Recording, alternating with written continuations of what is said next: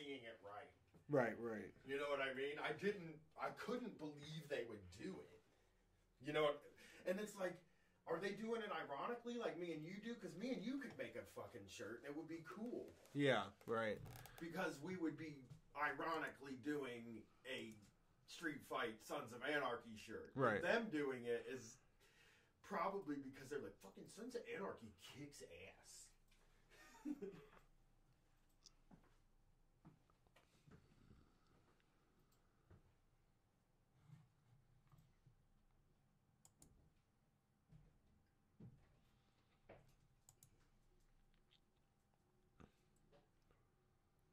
God, that's hilarious, dude.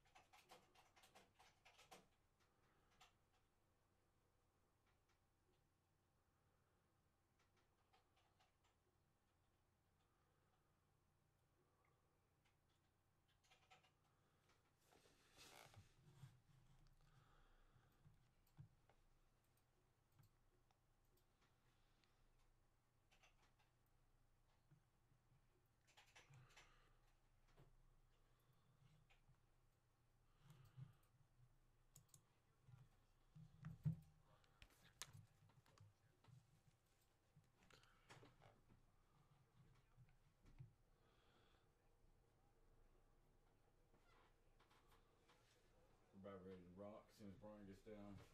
What's that? You can't hear shit, can you? No, what do you say? Sorry. We are, like, ready to go live as soon as Brian gets back. Okay.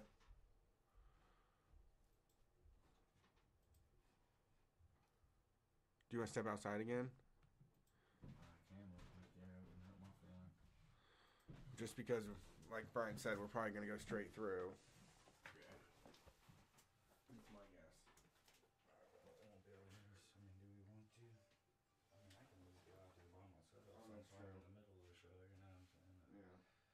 I guess when we're not switching scenes or whatever, I don't really like have to be here right now. That's true. So, That's until we true. get that all set up. So I definitely have intention of getting that back all set up. Okay. Because once we get all this shit You get rolling, my you know water. what I'm saying? My water cup, too. It's a lot.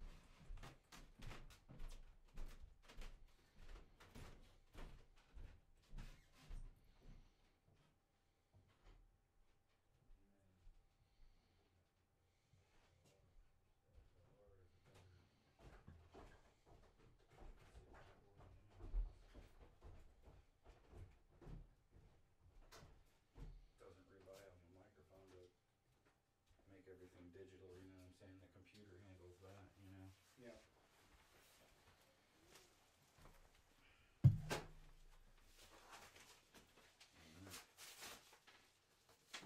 So there won't be any theme sound today.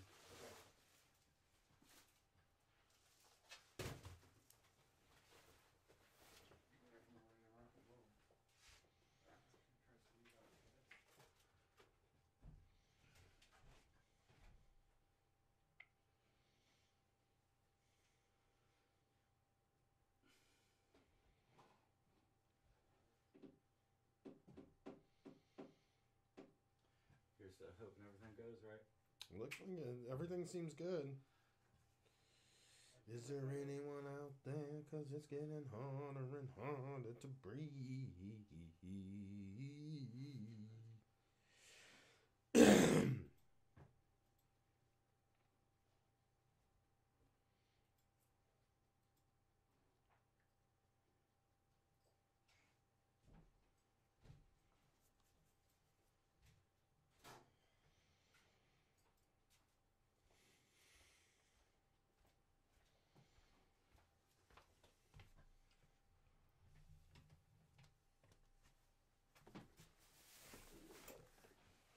You ready to go? We ready to do some radio? Ready to do some radio, Joe? I think so. Radio Jojo, Bobo, Lolo, Coco. Those are my exercises. I can Get your open mouth all warmed up. my drinks now. I can open up my seltzy waddies. Is there anyone out there? 'Cause it's getting harder and harder to breathe. Right? That's true. I know what I said when I said it's a way I'm gonna give up. Is there anyone out there? 'Cause it's getting harder and harder to breathe. You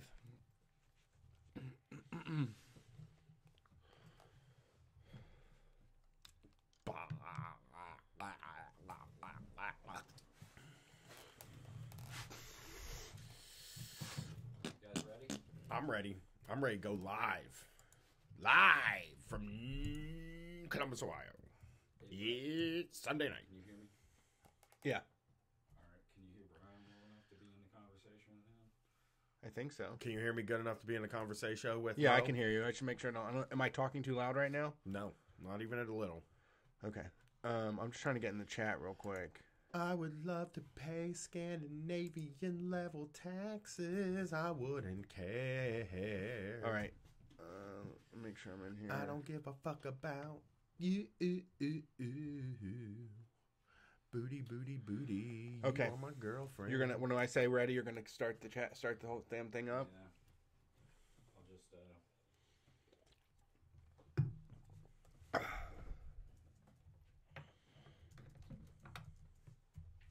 Okay. Jesus, it's full.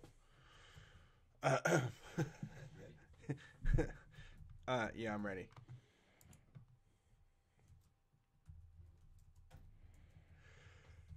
Hey everybody, welcome to Street Fight Radio call-in show. Sunday night, time for a street fight. No theme song. We're still getting our studio together here, but we are taking your calls tonight. The queue is already full. That number to dial, 614-655-3887. Write it down. It's the same thing every single week. You can hear us.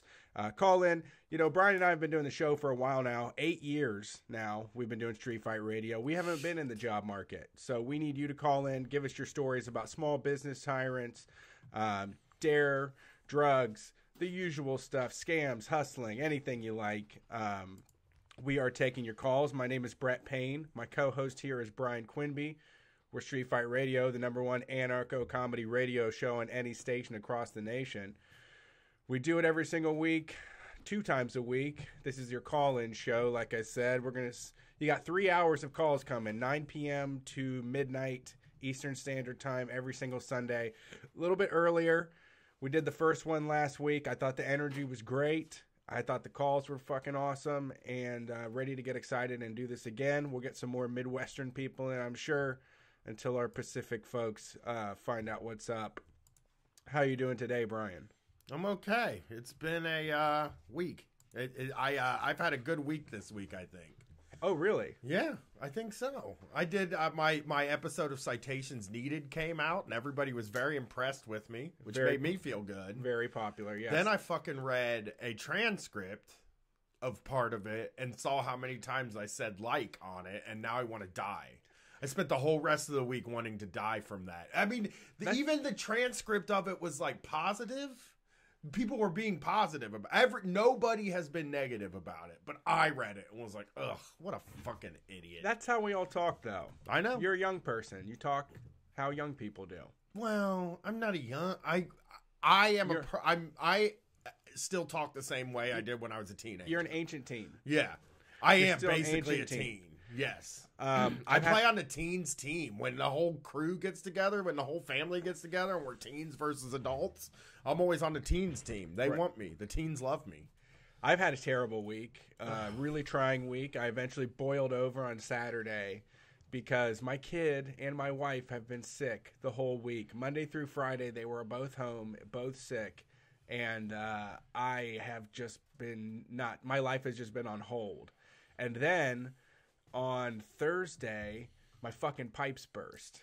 I want to tell you something about that. Can I tell you something about that? Sure. So yesterday or Wednesday night when we were recording the show, there was something dripping like behind you, and I saw it, but I was like, he probably knows about it, so I didn't say anything. And then the next day you said your pipes burst, and I was like, yeah, I probably should have said something about it then. Yeah.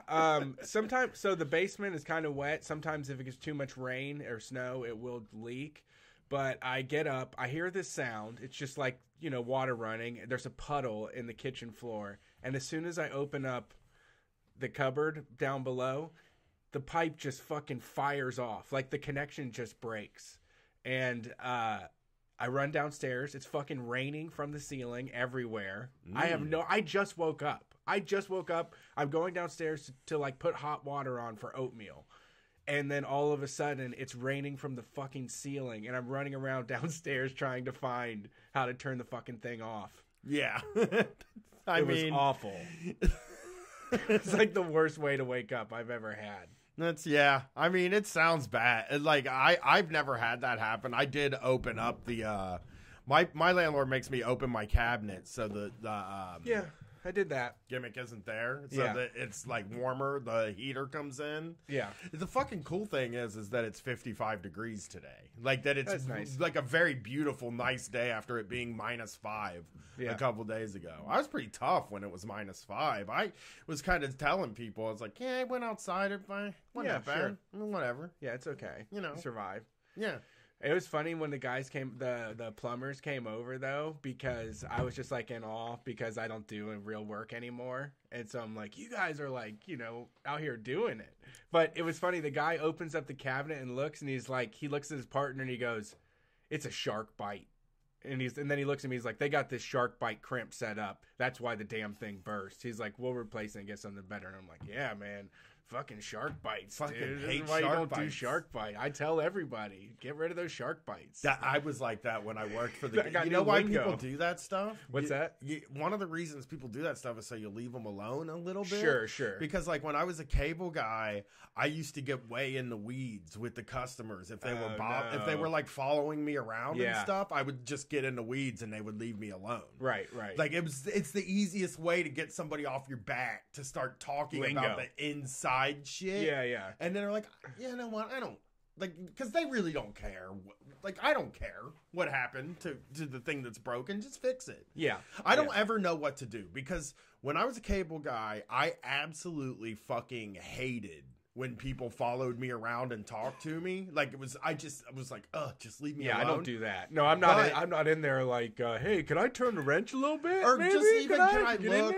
Or like, what are you doing now? Right. Sort of thing. Like, where there were guys that would follow me down to the basement and stand right behind me and say, what are you doing now? Oh, no. What are you doing now? Oh, no. But then, like, I don't trust my instincts anymore.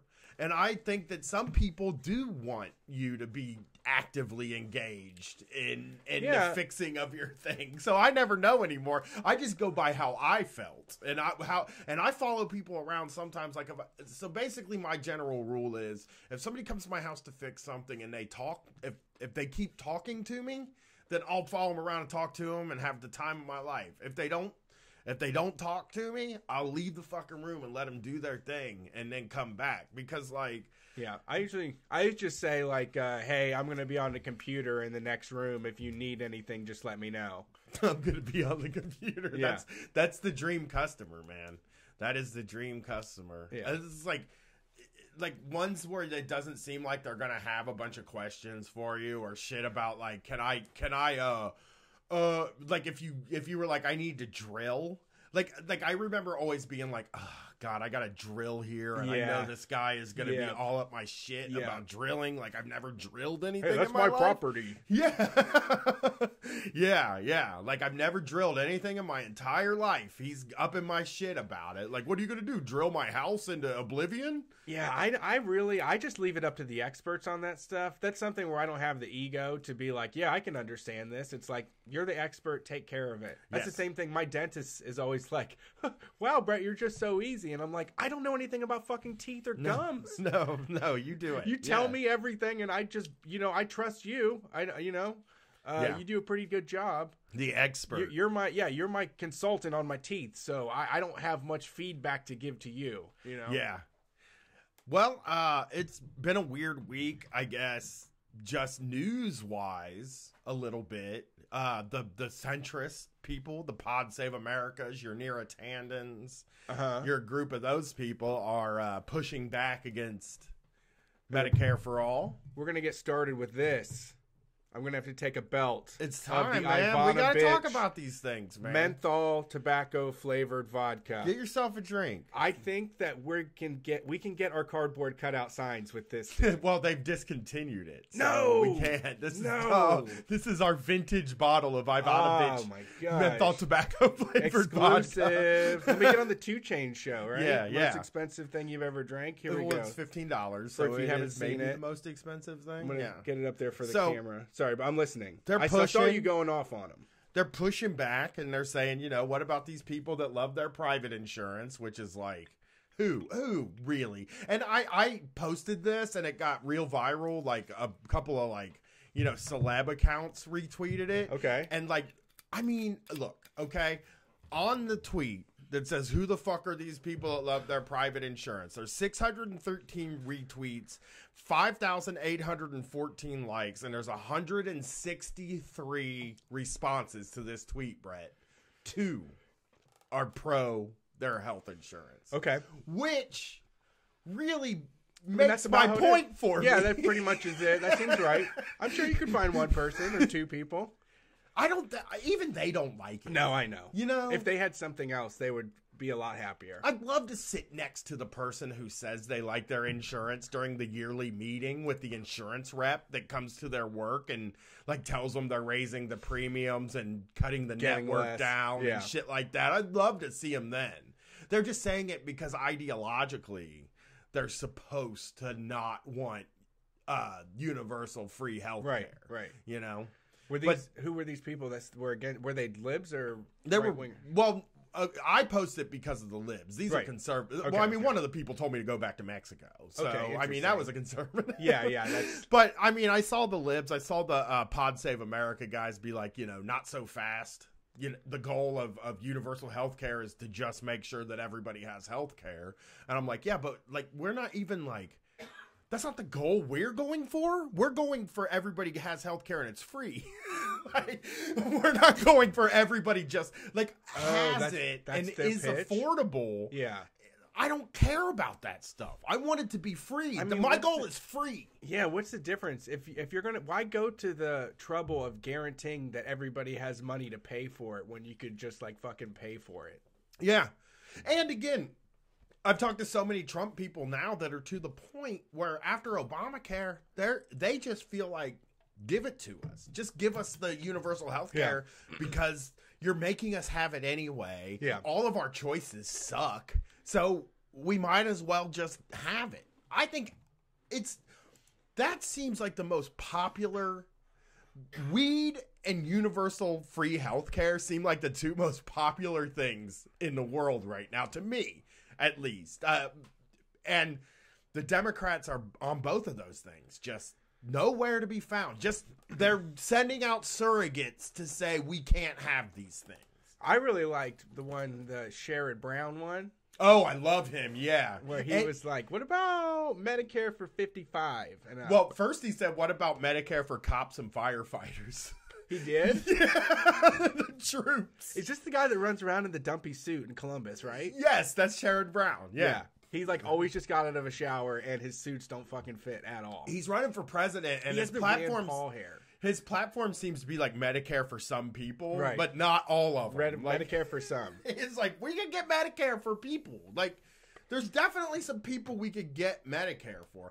The thing is, I guess if they wanted to say it's a public option that you can opt into this thing, I just think everybody would opt into it. And they fucking know that. Yeah. That's why they don't have it. Because they know everybody wants it. I want the free health care. Yeah. That's what I want. Some of the other replies to me have been things about having to wait. And I have to wait to go to the doctor. Have you ever tried to get an appointment with a psychiatrist or a therapist? No. Fucking forget about it. No, my wife called to make a doctor's appointment in December, and we're waiting for February to do that. And It's just been like hanging on for dear life for 60 days, you know? Yeah. Yeah. Every time I've ever called, I've called for therapists a few times, and 3 to 6 months is always what I'm looking at. So I'm waiting anyway. Right. I'm waiting for these things anyway. I'm waiting in line. It isn't working. And it would be so easy for somebody running for president to just come out and say, I think everybody should get free health care and we should legalize weed. And they would win. That is a winning thing. But it seems like they don't want to win, or they don't want to win with that as a promise. Because if that becomes a promise, then that becomes a problem later on. Kind of like I'm going to close Guantanamo Bay. Right. Became a problem later on. Right. So, I don't know. I would love to know if people love their private insurers. Because I've never met somebody that's like, I love United Healthcare, what up? Yeah, this Medical Mutual, they just, they let me do payment plans. I fucking love it, I'm paying, $700 a visit, but I only have to do it in payments. Always. Just so many nightmare stories about health insurance. I mean, and the price is it's just getting worse. Mm-hmm. Like it's getting worse. I remember paying like $40 a paycheck for healthcare, and it was like real deal. Go to the doctor, healthcare, $15 copay. Right. Yeah. This is 20 years ago. Yeah. Or whatever, 15 years ago. But it just has been snowballing out of control. $15 copay when I first started working has gone. Now I pay $45 copay. Right. And Obamacare accelerated so much of that disaster insurance, where it's just now I don't recognize any of this shit, as healthcare. It's not the healthcare. Disaster insurance isn't insurance. No, that's like you're paying so that you don't have to pay a fine on your taxes. Right. That's all it is. It's exactly. like when you pay the mob to protect you, basically. Yeah. All right, well, I guess we can get some callers. It's Super Bowl Sunday out here. We don't know who's winning, but I'm seeing that it's a boring game on Twitter. Super Bowl. 3-0. Unfortunate. Well, all the Super Bowls are boring, if you ask me. Not if there's good dips. Okay, yes, if there's queso. If there is pretzels with cheese. All right, let's see who's on the phone here. Does anybody eating queso? Thank you for calling Street Fight Radio. Who are we talking to? Oh, hey, how's it going? This is Happy from Missoula, Montana. What's up, Happy? How are you tonight? You watching the Super Bowl? Oh, heck no. Not a fan of football. We knew we would be fine going live during this thing. We weren't very nervous about our listeners not showing up for the call-in show. I was like, do you think we should go live because the Super Bowl and Chapo are on? And then I'm like, well, Chapo maybe might take some people, but the Super Bowl's not taking a single person from us. No, exactly. Well, what's going on tonight? Yeah, I just I'm just doing reading and stuff for school. Nothing. There's like a blizzard right now, or a blizzard warning. So like I'm thinking about going for a walk in it just to see what's up, but I don't know. Smart. I don't know if I want to go in the cold that bad. How cold is it out there? Yeah, follow those urges. You know what's cool about going out? It's like not as... I like to Go go ahead. out. I like to go out when nobody else is out. That's kind I know, of a it's thing the that I like to best. do. So I will pack on the clothes and go out during a blizzard. I'll drive around during a blizzard just to be out there when nobody else is out there. But it is fun walking out when nobody else is outside.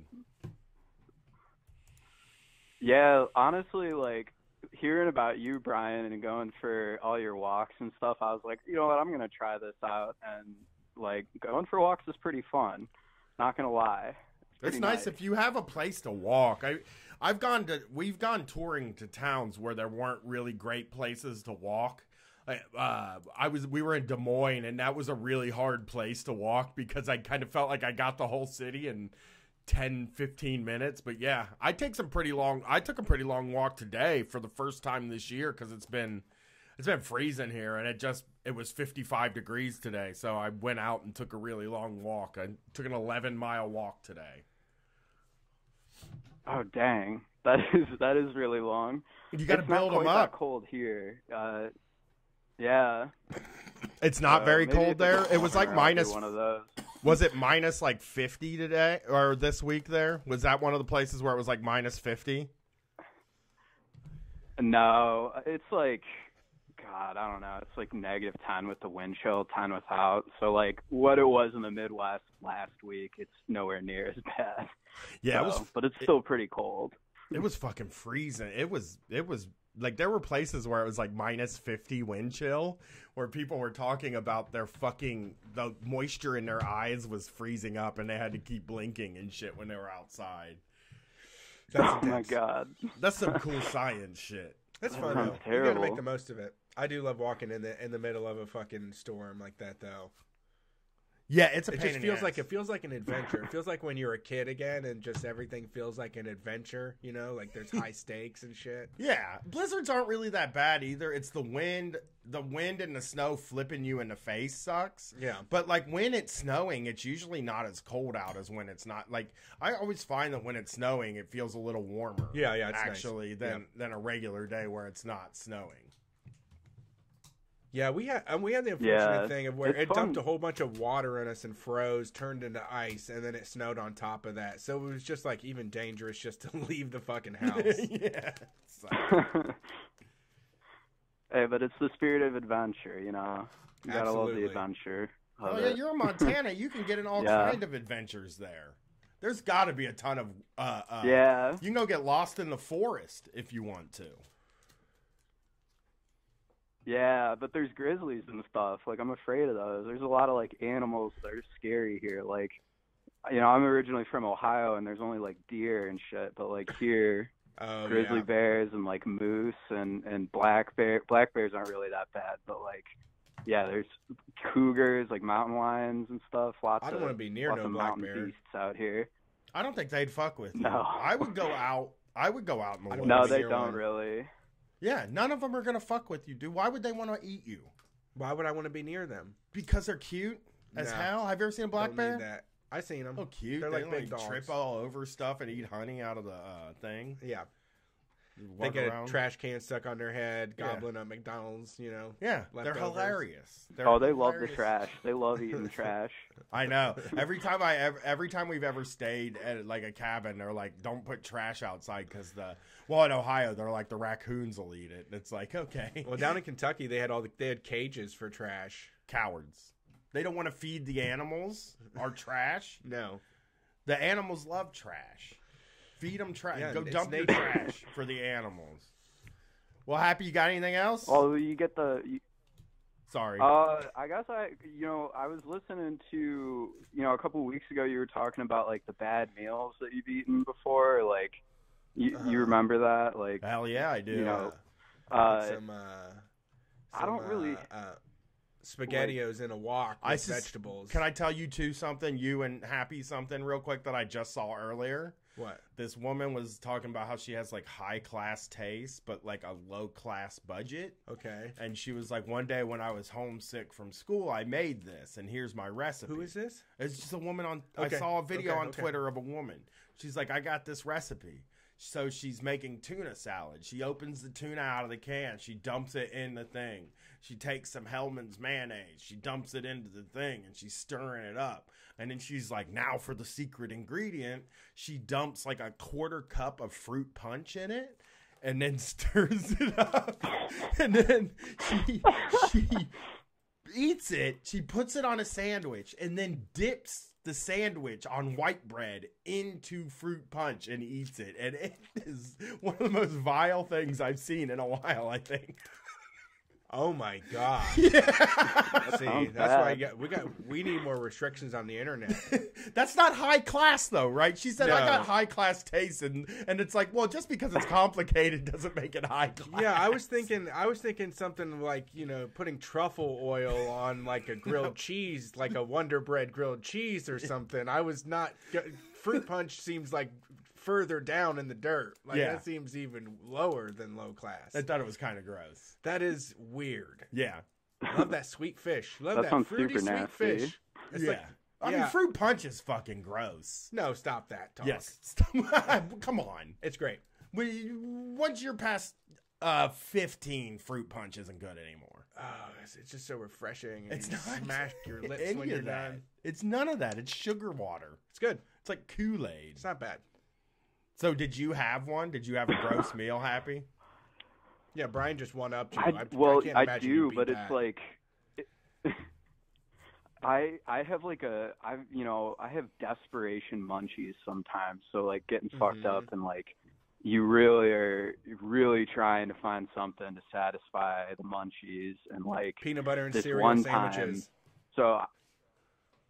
So worse than that. Okay. So this one time I was drinking a 44. I don't know if you guys know what that is. No, we're not. It's cool. like you. I don't mean it like that, but No, I know you didn't. it's a you get a 40. It's a 40 of any like liquor, I think, you know, and then you drink it and then you put a 4 Loko in there, so you got the 40 and then the 4, and you drink that God. together, and it's really pretty good. Yeah, so I was drinking one of those, and then I was, you know, hotboxing my car with my buds, and also like hotboxing a tent that I had in my car. I pitched the tent outside of the car, but like, you know, we're smoking and stuff, and I get pretty hungry, so I'm at this house party, and I look in the pantry. I'm like, I got to make some food because I was dying at that point. So the ingredients that I find that I can cook with is that I start making spaghetti, you know, the pasta, Okay. it's the good base and stuff. And you know, the only other things were some cans, and it was a can of cream of mushroom and Okay. 2 cans of cream of mushroom. One of them was that 98% fat, reduced fat stuff, and then the canned tomatoes, and putting that together.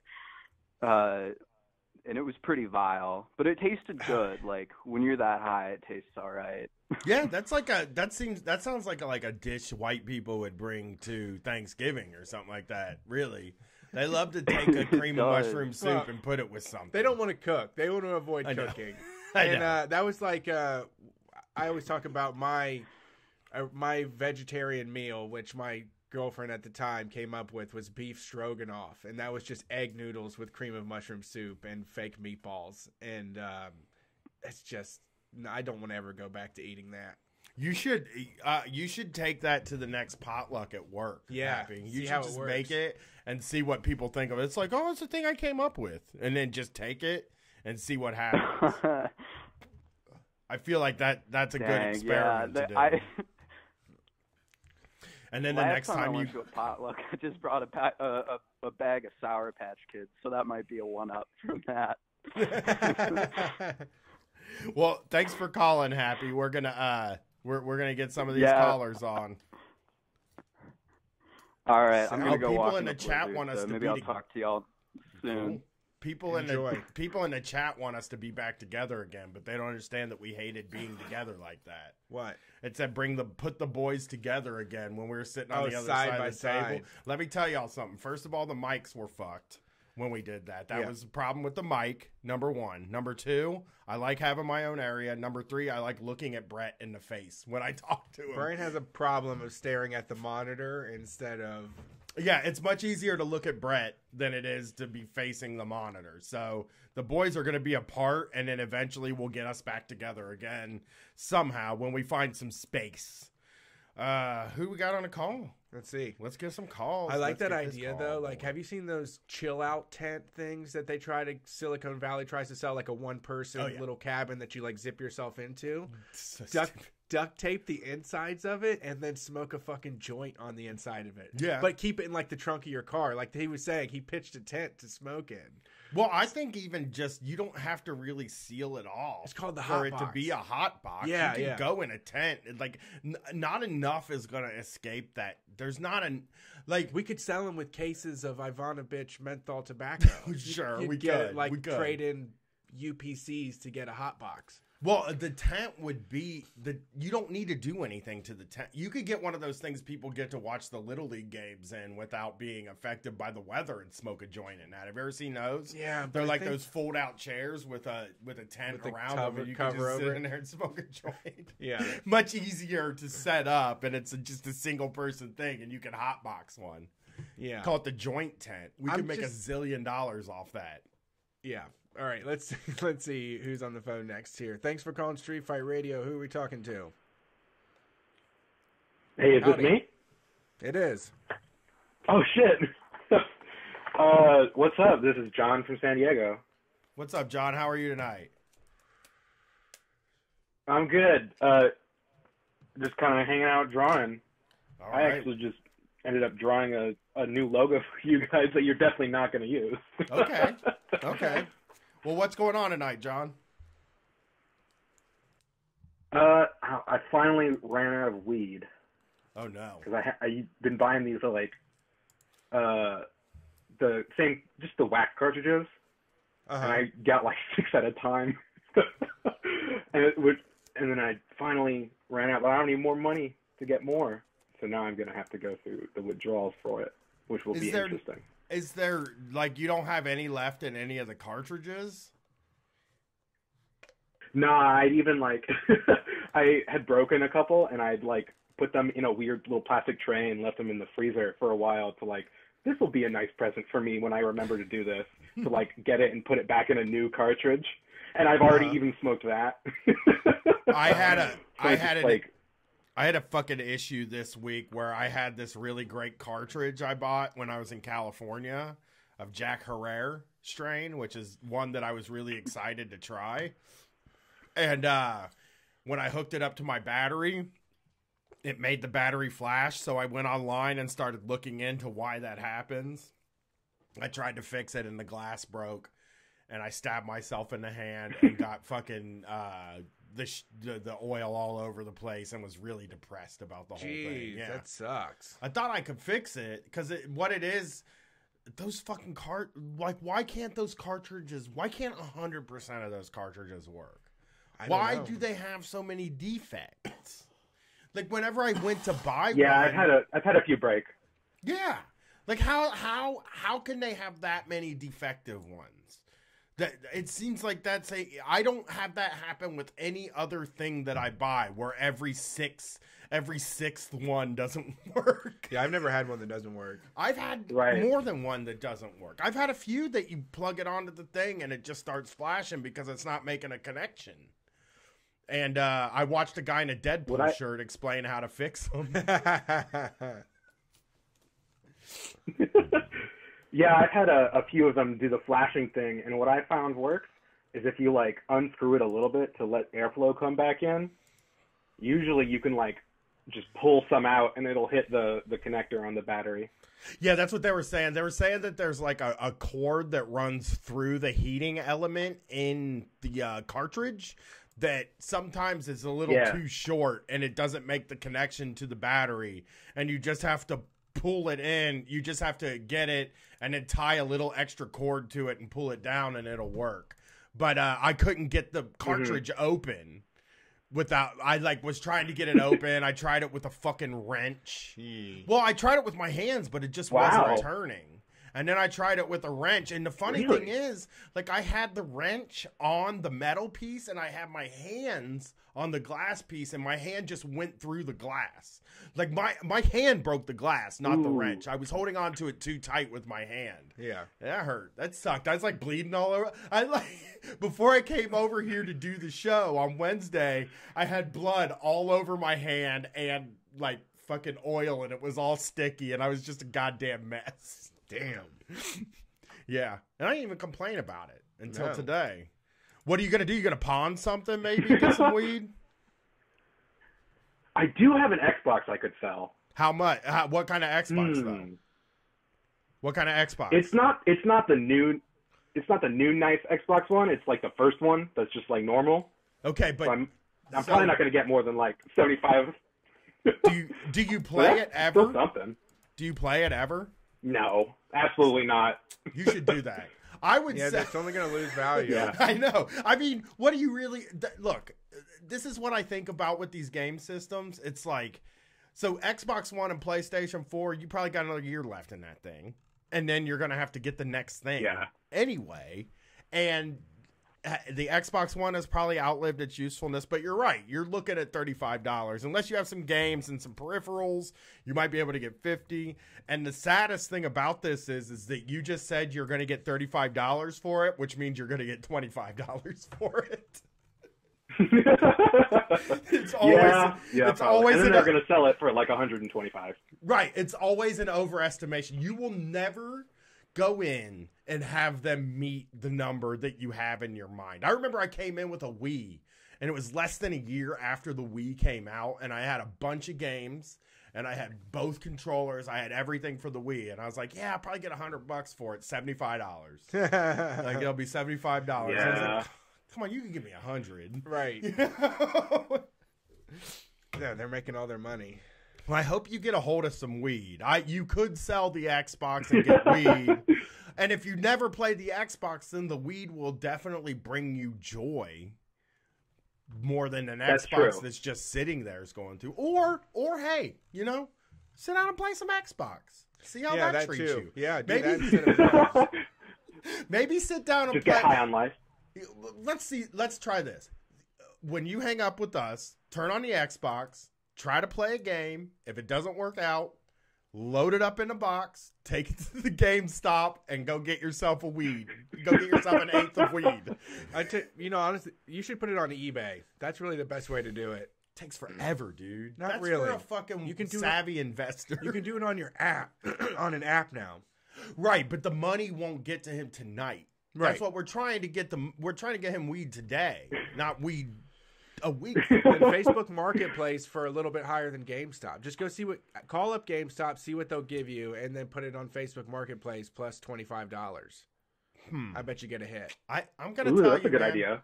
I'm a GameStop guy, but you can do Craigslist or Facebook Marketplace and see what you can get. But I'm gonna tell you, GameStop is the quickest way to do it. It's not the best. It's not the best, but it's the quickest, and it If will you- get weed in your pocket the fastest. I say Facebook Marketplace. All right. Especially if, go see what everybody else is selling for, and if you really don't give a damn, don't go for the highest number. Undercut everybody and just throw it up there for $100, Damn. This is like our financial advice Yeah. show. Yeah, I just actually wrote a lot of this down for the Hustling Zine. That's why Okay. it's coming up. I also have a guide to selling weed to yourself Yeah. to set up a savings account. This is like Susie Ormond, Yes. street fight style, where it's like a dude's like, I don't have weed.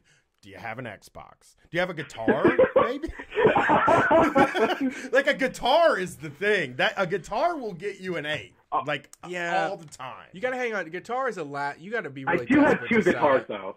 Oh, Don't sell your guitars. I'm good. Look, Those I are don't- last minute items. Those are like when you're at the end of the rope. Those are like you have to make rent sells. All right. I mean, Yeah. I'm gonna. Yeah. I mean, we'll keep. If you're still listening, if you keep listening, maybe people in the chat will tell us, or maybe the other callers. I'm gonna say if you have 2 guitars and they're both electric or both acoustic, go guitar and then keep the Xbox. Nah. Where are you at? San Diego. San Diego? Yeah. Yeah. Go to the weed store, dude. How much are? Kind So you can of. just go to the weed store and get them. That's what I'm saying. So he could like, Yeah. he could sell the Xbox and go to the weed store and get an eighth for $35, and then it would be like he didn't even spend Just money. bring the Right. Yeah. cut out the middleman. Just bring the Xbox to the weed store. Can I do a trade? Do you have a Venmo? Do you have a Venmo? No, Elon Musk hates me, so I could never get PayPal to work.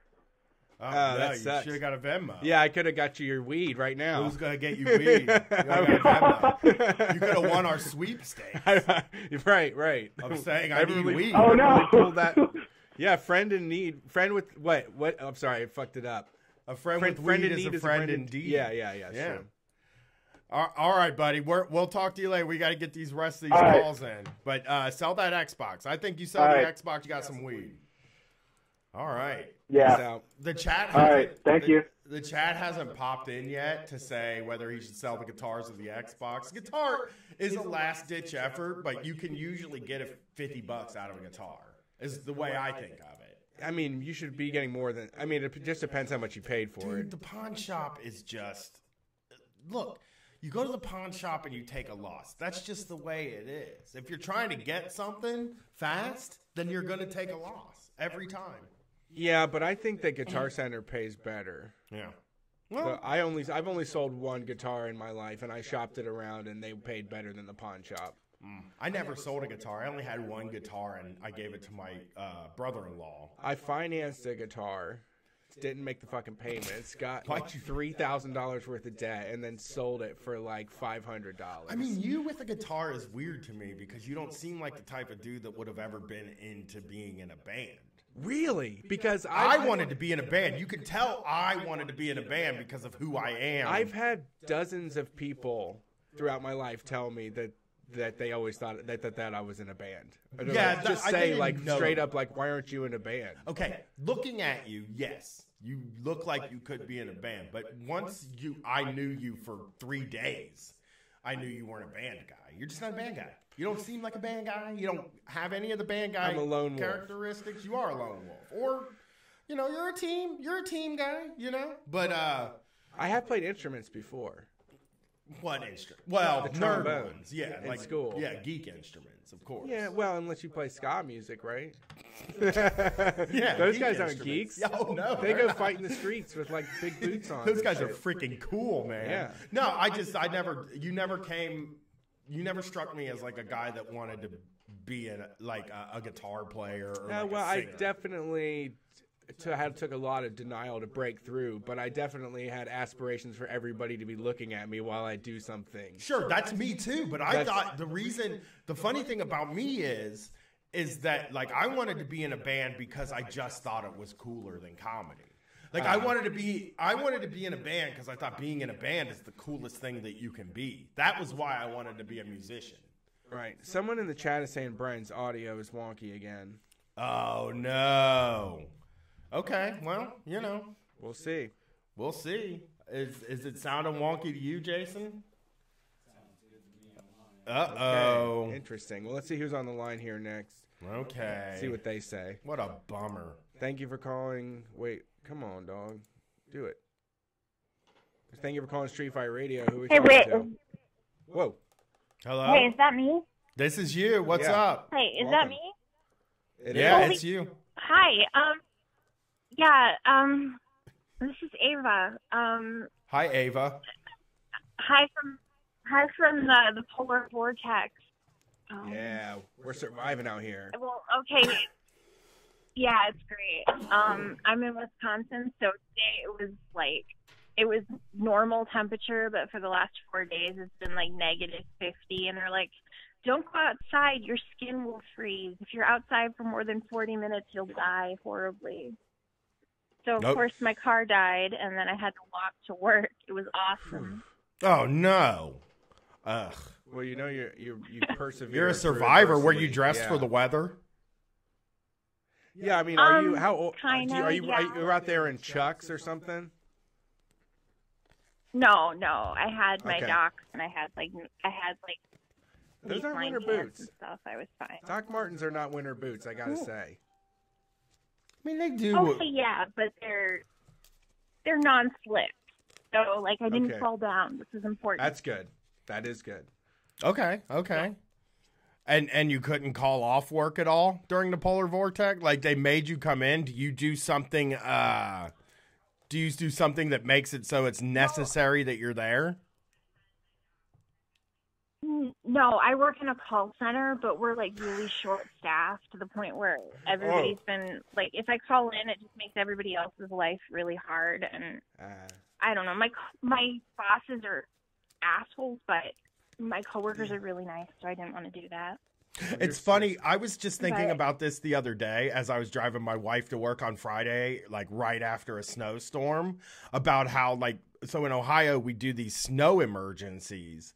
And, you know, level 1 is just be careful. Level 2 is like only necessary employees should be on the road. And then 3 is you're not allowed to be on the road unless you're a necessary employee. And I've never had a job and I've never heard of somebody having a job where they were like, we aren't necessary employees. Every job I've ever had is like, we're exempt because we're actually necessary employees. No, my mom used to do call center for work a while. I had for the phone company, and they would call her in to take call. They would bring her in to answer phones. Sorry, go ahead. Yeah. Call centers are hardcore like that. I had one job where they did that. I was like the assistant at this real estate office, and realtors are crazy. Like they're all like, they don't tell you this, but like they're all like secretly like getting high and having like martinis for lunch and like all kinds of crazy stuff. Like they just don't tell you. Like they're but like they set their own hours, so like they do what they want. If it's like at all cold, just nobody comes into the office, and they're like, "Yeah, why are you here? It's snowing. There's like an inch of snow on the ground. Just don't come into work. It's fine." So you answer calls for realtors? No, that was just a job I used to have. Okay. I answer calls for big wireless company. They have this product. It doesn't work. It's a piece of crap.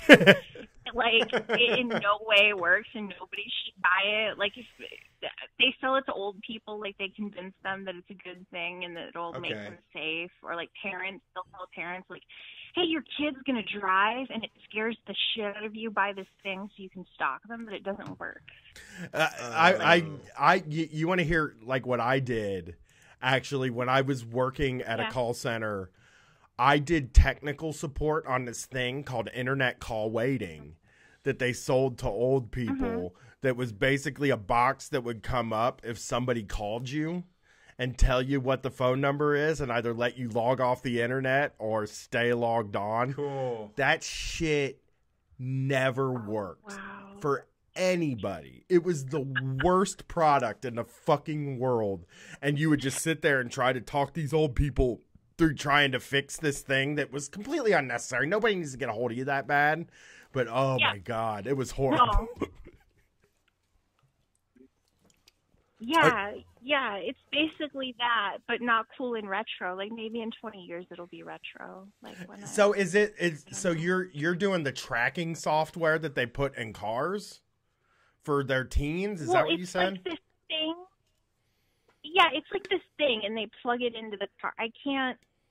I don't know. Like I'm not trying to get you to go into super detail. I just no. Is it so people can spy on their teens driving? Yeah, and one of the biggest problems we have is that like parents like will try to be hiding from their teen that they have this thing in the car. So like they're trying to like get tech support for it, but they don't want their teen to know it's there, so they can't actually do any tech support. Oh no, they're like, just tell me right now, I'll write it down or something. No, they're saying like exactly. The teen could actually fix it. That's so fucking. For me, it's so cruel to hide things like that from your teen. Like, it's what supposed good is it to letting them know? Well, I guess that let them know. It regulates the behavior by letting them know that it's fucking there instead of letting them fuck around so you can catch them secretly. Yeah. You know? But that would be kind of fun. That would be the only way it would work. Like, is if they know it's there, so they know, like, because it's not real time enough that you could be like, if your teen is in, like, I don't know, they drive to Nebraska or something, you're going to be like, oh, shit, my car's in Nebraska. You can't do anything about that. Yeah, like, right. What are you going to do, call them? But if they know that if they drive somewhere that they're not supposed to go, you'll know, like, that might actually be like, okay, so, like, Right. maybe I better not do that because my mom will find out. It would be a deterrent if they knew it was there. It's not Yeah. a deterrent at all. Yeah. If they don't know that it's fucking there. It's useless. They could fucking get in a wreck if they don't know it's they could be fucking around driving on the wrong side of the road, smoking joints and fucking, trying to hydroplane across a river because they don't think it's there and they don't think anybody's fucking watching. I don't know, man. I'm too trustworthy, but I'm not going to do it for my kid. I wouldn't spot. I would never. I just know that so many people, so many parents have that fucking urge, and They're I don't freaked know out. how to convince them otherwise. So many parents are freaked out, like at every stage of their kids' life, where it's like, oh, now they're old enough to like kiss boys or kiss people. That's a problem. Yeah, now like- they're old enough to drive. That's a problem. Right. Or like if they Yeah, get and it's sexual predators are going to get to them on Instagram and all of that shit, just like the worst possible circumstances. And, like, it's worth it. But the best way to do that is just talk to them and be like, do you think that 40-year-old men should be following you on Instagram? Do you think that maybe you should be careful when you drive at night because it could be dangerous? Right. Like, Yeah, for if sure. you just have, like, a conversation with your teens, they don't want their life to end up horribly either. Like, Yeah. they're Well, not yeah, and I don't- necessarily super, but, they do want to have a good life. Well, yeah, and I mean, and that's right too. I mean, I think if you have support, like if you have the support to do what you want as a kid, and your parents are engaged in helping you and going after or pursuing things that you like or want to be involved with and all of that, they're probably going to be a lot better off and not like take every minute they can when they get away from you to fucking break the law. Like I was just acting out like fucking crazy as soon as I got away from my parents. Yeah, I never really was, like, I always figured my mom had it hard, but, like, my teachers, it was just, like, there was a point where I discovered I don't have to do anything. They can't do anything. Like, they can just miss class and hide in the library. It's fine. Nobody can do anything. I actually just earlier this week, I watched this episode of The Sopranos where their daughter, where they discovered that they can't really do anything to their daughter, and they're like, well, don't let her fucking know we can't do anything about it. And I'm like, damn, why didn't I figure out that I couldn't?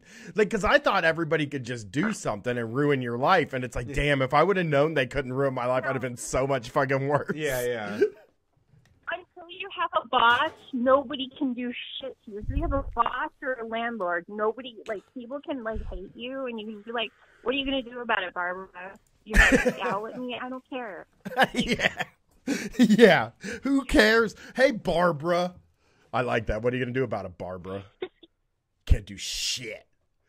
Well, thank you for calling. No, they can't. Like, thank you for calling, and okay. I feel for you on that polar vortex walk. This is why I 100%, like, this is why when people talk about, like, oh, I don't have a car payment, and they like talk like I have a high car payment, I pay like a lot for my car to the point that I shouldn't, and the reason I do that is because of things like that, where it was just like I was so sick of like getting caught standing outside when it was freezing fucking cold. Yeah.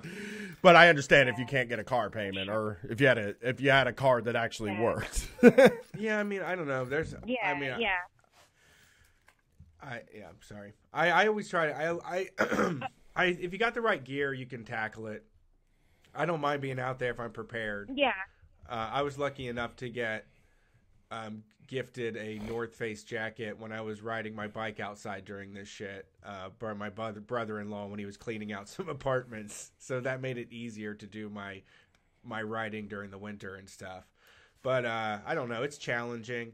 I just think, sometimes it's like people in cars are so fucking weak. They go in like their climate-controlled environment and they can't be bothered to, to deal with the arduous task of traveling from one place to another, and like walkers and bikers are just really actively involved and intentionally traveling, it's like way more rewarding in the long run. But also I'm just saying that because I'm miserable when I'm cold and I have to come up with some sort of like religious scheme in my mind to convince myself that I'm not miserable. Yeah. Yeah. But I wish I could shout out to my coworkers. I don't want to do that because I might get in trouble if my manager's listening. But my coworkers are so cool. They gave me rides to like got my car fixed. And they're just great people. We got that one guy that brings in cake. Like. Cool. I don't know, but I should get I love free rides and cake. Yeah, everybody likes cake.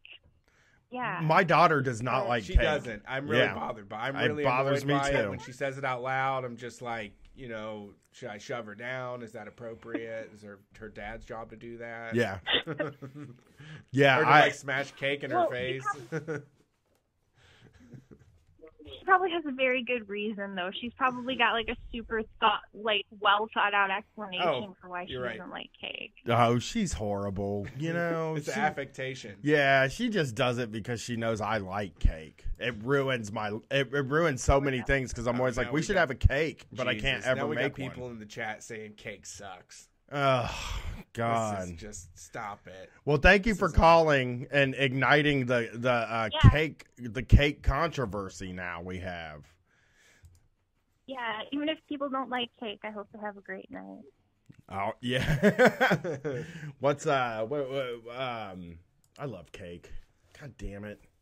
Cake's great. Yeah. Do you like icing too? I do. I don't make it very much anymore because nobody will fucking eat it in my house. Everybody's too healthy these days for cake. Cake the Band? Yeah, okay. Cake the Band, I did like them a lot. I want a girl with a short skirt and a long... I like their cover of War Pigs. They had a good cover of War Pigs. But I like the original War Pigs more. Okay. All right, that's just the original one's more worn out. Worn out. Get out of here. It's worn out. It's good. It's been played a million times. Yeah, I mean... It's still a good song. Yeah, it's a good song. It's anti-war. I like that. All right. Thanks for calling Street Fight Radio. Who are we talking to? Hey, what's up? It's Robert in St. Louis. What's up, Robert? How you doing tonight? I'm doing pretty good. I'm at work still, so there's that. But yeah, that's okay. I'm not doing shit but driving around. So. That's the job, man. Driving around is still work, okay? Yeah. I used to do it, and it sucks. Well, what's up tonight? Yeah. Well, I wanted to call in, actually, about work, because I kind of had this opportunity pop up, and it's like a too good to be true opportunity, but like the way that everybody's like trying to convince me not to take it in the office, because essentially what it is right now, okay, and I'm gonna like just kind of like throw out a bunch of information about like like how about my work, but like right now I'm making $14 an hour, driving around not really doing shit. And I work from 2 to 10 Friday through Tuesday. Okay. So like, and I just joined the DSA. So like, but like with my schedule, I don't really have any time for like activism. You know what I mean? And like, they started like offsetting the meeting. So like sometimes it'll be on Wednesday and sometimes it'll be on, this next month it'll be on Sunday. So I wouldn't be able to make it. But, okay. I have this opportunity now where there's a site that's gone through like 6 supervisors in the past year. But right now, like the essentially owner of the contract is out there, and he put in like a bunch of measures to make it like run smoothly and everything. But it pays $19 an hour, and it's Monday through Friday, 7 to 3. Ooh. And yeah, right. And everybody in the office is like, I don't know, man, the job security over there and everything. And I'm like, yeah, but like that is like a $5 pay raise. Like I'm making time and a half. you know what I mean? Like, I'm making what I would make almost time and a half.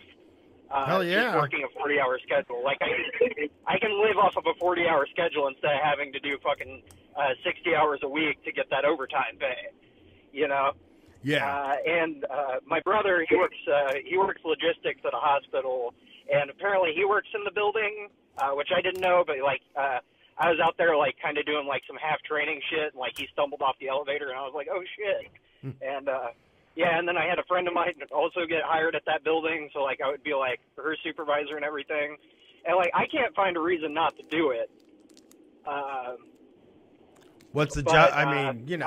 My wife, it's pretty much just customer service, where you're sitting there in a suit and tie, and then you're just, like, directing people through the building. Yeah, man. But, I mean, get paid $19 an hour while you get paid $19 an hour while you can, and move on to the next one. I mean, that job is available, so you can go back to $14 an hour again, right? I don't feel like that's a hard industry to break into or anything. Yeah, my boss that got me hired, because I essentially got the position that I'm in now because I knew somebody, you know. Okay.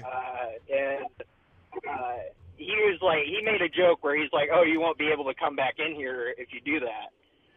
But he was like playing around with it, but I was like, oh shit.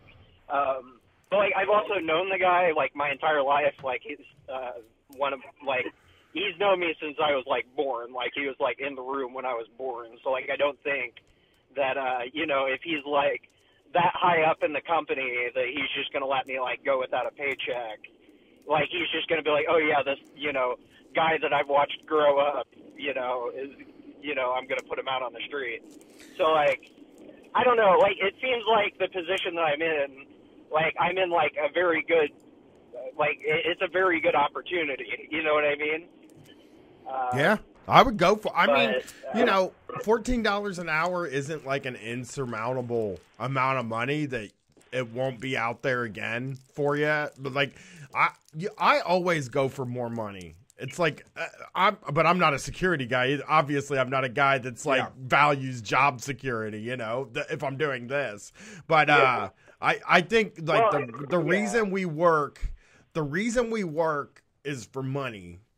And also those hours are the perfect hours. You're like, basically, there are so many people that making $19 an hour and working 7 to 3 Monday through Friday is. That's what I want. I might apply for that job. Yeah, you better watch out. Brett's going to get that job. Oh, yeah, I doubt it. I mean, like, the dude, like, offered it to me, like, pretty much there. Like, whenever I was shadowing, he's like, yeah, dude, like, if you want this, we'll come talk to you, like, on Monday, so tomorrow. I would do it. I'm team do it. Yeah, and I mean, it opens up my schedule for like fucking. At this point, because whenever I get nervous, I'm like, well, it opens up my schedule for activism, which is like shit that I actually want to fucking do. You can also, so if you get off at 3, you can also, if it comes down to having to apply for new jobs, getting off at 3 means that you can do an interview at 3:30, 4 o'clock too.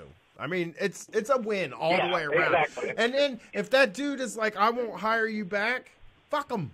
Fuck him. I know he's your buddy or whatever, but it's like, who cares? I mean, that's kind of a dick move. And I've worked at a lot of I've worked at a lot of places who like the cable company I worked at had a no hire back policy. Like they just didn't hire anybody back. If you quit, you're gone. Yeah, blackballed. Very much like breaking up with somebody when you quit that job. This is forever. You better be fucking sure when you leave. Your name is in the book. You're dead to me. They would tell you that shit too. They would tell you like, we don't hire back. I love that. Go ahead, walk out the door. We'll never see you again. Oh, hey, Brian, I hear you're looking for another job. Did you know that we won't hire you back ever?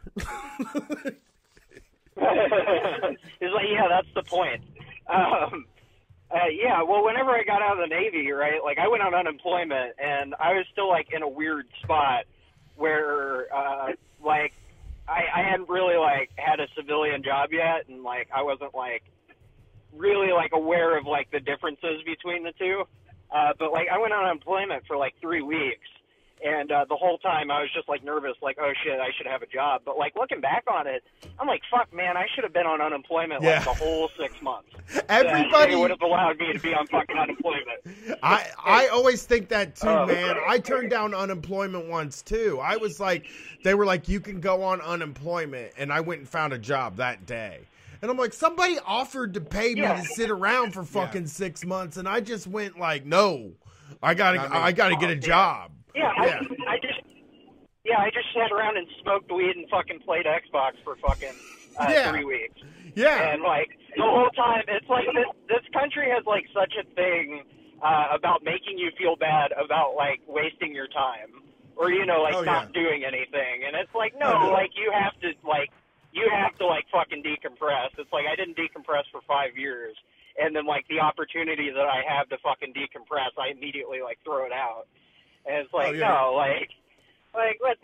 let's fucking relax a little bit, okay? No, let's just you're fucking right. get through the day. It's built up to have so much shame. Like the ghost of Henry Ford is watching you like, these idle hands aren't helping him at all. You know? It does, I mean, I'm the same way. It's like if I don't do something related to work every day, like even if it's just a small thing, it's like, or even like doing the dishes. There was a day last week where I just wanted to went to Polar Vortex Day, right? Where it's like, you can't go anywhere, nothing to do. Right. I'm going to sit around and play video games all day. I kept quitting and like doing the dishes and cleaning the room and shit like that. I feel like work has to happen or you're wasting your time. Or but it is even if it's like not work, it's also fun. Like where it's like you can go to like an amusement park and that's not wasting your time. Right, that's an experience. That's a trip, You know, you have to do that. But any time that you want to take that is just for you, that you're doing what you want to do, is looked at as like a decadent luxury in the United States. Well, yeah, that's true. Like idle time. Yeah. Agreed. Yeah, and I've done the same thing too, where like, I don't get to watch movies as much as I like, and when I sit down and turn on a movie, I'm just like feeling bad again. You know, like there's laundry down there just rotting away that needs to be done, or I need to send some emails, or I need to do all this stuff. Yeah. But if I go without it, I get even more miserable. Then I'm like sitting there doing an email being like, I just want to watch one fucking movie this week, you know? Just one. Sit through one and not have to answer a fucking message or anything. I know. I'm always like, if I didn't have to get up all the time, I would have beat this game like fucking 2 weeks ago. Yeah. But now I'm sitting here doing whatever I'm doing. Yeah. And I really do want to be idle as hell. But it's like all of life, man. It's a balance, because it is like the process of work for us, which is working on something that, you know, we're passionate about, and working, like spending it on something that brings you joy, and like doing the dishes and cleaning because that makes your environment a lot happier. Like that is worth it in the long run. But like you'd have to, like you said, 5 years of like being a straight up office fucking worker doing it, you have to have some fucking free days to just hang out in your underwear. Yes. Yeah. Exactly. Yeah. Yeah. Well, Brian was talking like last week about like how his like it like boiled down, like he's just like his life is like just him living in between sleep periods. Like everything that's keeping him from sleep is just like inconvenient. Like my wife's the same way. And, like, hearing you talk about that, because, like, before, you know, I would be, like, talking to my wife, and she'd be like, well, I'm going to go to sleep. And I'd be like, no, fucking stay awake, you know, like, hang out. Like, quit wasting all this time sleeping. And then, like, after hearing fucking Brian talk about it, I was like, man, you know what? Like, she's got, like, somewhere between 23 to, like, 100 years. If she wants to fucking sleep, then she can fucking sleep, you know? Like, who the fuck am I to be like, oh, you know, you can't spend your life the way that you want to spend it, you know, because I feel like you're wasting it. Like, I'm a fucking nobody. Like, fucking go to sleep, you know? Agreed. No, my wife goes to sleep before me and wakes up after me, and I have like no resentment towards that or anything. I'm just like, And the same with Brian. It's like, I mean, you need that many hours. That's what you need. I don't need it, but that's me. You know, like I can do 7 and be fine. Right. But, you know. But there's things you Yeah. like to do that take time out of your day that's not benefiting anybody but you, too. Oh, absolutely. You know what I'm saying? So, like, my 10 hours of sleep broken up over fucking 12 hours is, I mean, it just makes me feel good. Like, that's what makes me feel good at the, like, if I go to bed at 4 a.m, if I get time by myself when nobody can get anything from me, like nobody can get any. I think this all kind of evolved from when I was a homemaker, right? Because you're never off work when you're a homemaker. When you stay home, you are working 100% of the time. If something, even if it's not a requirement, like my wife never expected me to do every single thing. She was always willing to help when I was doing the stay-at-home dad thing. But as soon as even you see them working, you feel like you failed and you need to go and do the work. You know, you're supposed to be making life as easy as possible for the person that lives with you. And the only time I was able to kind of get away from that is the only time I was ever able to get away with that from that is at night at like 1 o'clock in the morning. Everybody's asleep. Nobody wants anything from me, and I can just like zone out. I usually write in that time. A lot of times, like I go downstairs and I write a thing and then go back upstairs. But when I don't write, I feel so good. It feels so goddamn good to me to just turn off and then Not do go to anything. sleep. Yep. Yep. But yeah, I mean, I think you should take the job. That's the end of this call will be us telling you, go for more money. Don't let them I mean, here's the truth. Tell them what the guy's going to pay you. Do they know what the guy's going to pay you? Oh, I've done that move too. Yeah, tell them what you're going to get paid. There's been. Well, what's funny too is like if I am the supervisor out there, then like I and I've already talked to most of the people out there. Like, hey, I'm probably going to be the supervisor out here, and they're all like, oh, okay. And they like joke around like, oh, like what do you make? And the guy that's working out there now is like, don't tell him what you make. And I was like, oh, I make 19. And they're like, well, fuck, dude, I make like 10.75. And I was like, yo, I feel that. And if I can make it 6 months on this job without this bitch firing for me, then I will absolutely advocate for pay raises every opportunity that I get. So it's like, I like being in the position to fucking negotiate as well. Yeah. Yeah, go in there and it'll be fun. You'll feel high-powered. You'll feel very high-powered when you go in and say, he's offering me $19 an hour and a stable schedule and perfect hours. And, I mean, who knows? Yeah. Maybe this place will give you 20. You never fucking know. Well, so I heard, and, like, I'll still have to interview with, like, the chick that actually runs it that's, like, been firing people and everything. But I got told if I ask for $22.50, then I'll get it. So damn, go for it. I'm gonna $22.50. I'm gonna try and slide that across. But yeah, I'm gonna get your job. You better watch it. I might move down to St. Louis. They got that great museum, and then I could get a nice job, getting paid $22.50 an hour. Well, thanks for calling, buddy. It's good to hear from you. Yeah. Thanks for the uplifting comments. Have a good night, guys. Yeah. That's funny. Peace. I don't remember saying that my life is just everything that is a pain in the ass between the times that I'm asleep. But like that sounds like that definitely it's my ethos, if anything. It's like well, walking is kick ass. Okay. 5 hours of walking? Between walking. Walking. Yeah. Life happens between walking. Walking and sleeping. Right. Walk, sleep. When I walked 11 miles today, I was getting so tired at a point. Really? Yeah. I was like I was wearing down at one point. And I said, holy shit, you take a few weeks off and then like your body just stops being like, I would have thought let me see what I did today. What I have walked, how many steps I did today was 26,719. Woo! Which is probably my average maybe a little bit more is my average. If it make people feel better, I'll share mine so they can. But you know what? I ran today. I woke up and ran in the snow. Oh, how was it? Once I was not prepared for it. Oh, really? It is hard because it's like running in sand. It's like way harder. Yeah. Than you expect. I only have 8,600 for the day. Yeah, my average pretty much every month in the summer was around 26,000. So Right. for each month in the summer to the fall, my average was right there around 25 or 22. So 26 even that much, but man, I'm feeling it in my legs today, and Nice. I'm just so weirded out. I haven't walked that much I think I've walked that much twice since California. Because I was sick, and then there weren't a lot of places to walk in Well, there were places to walk in California. I didn't walk in California.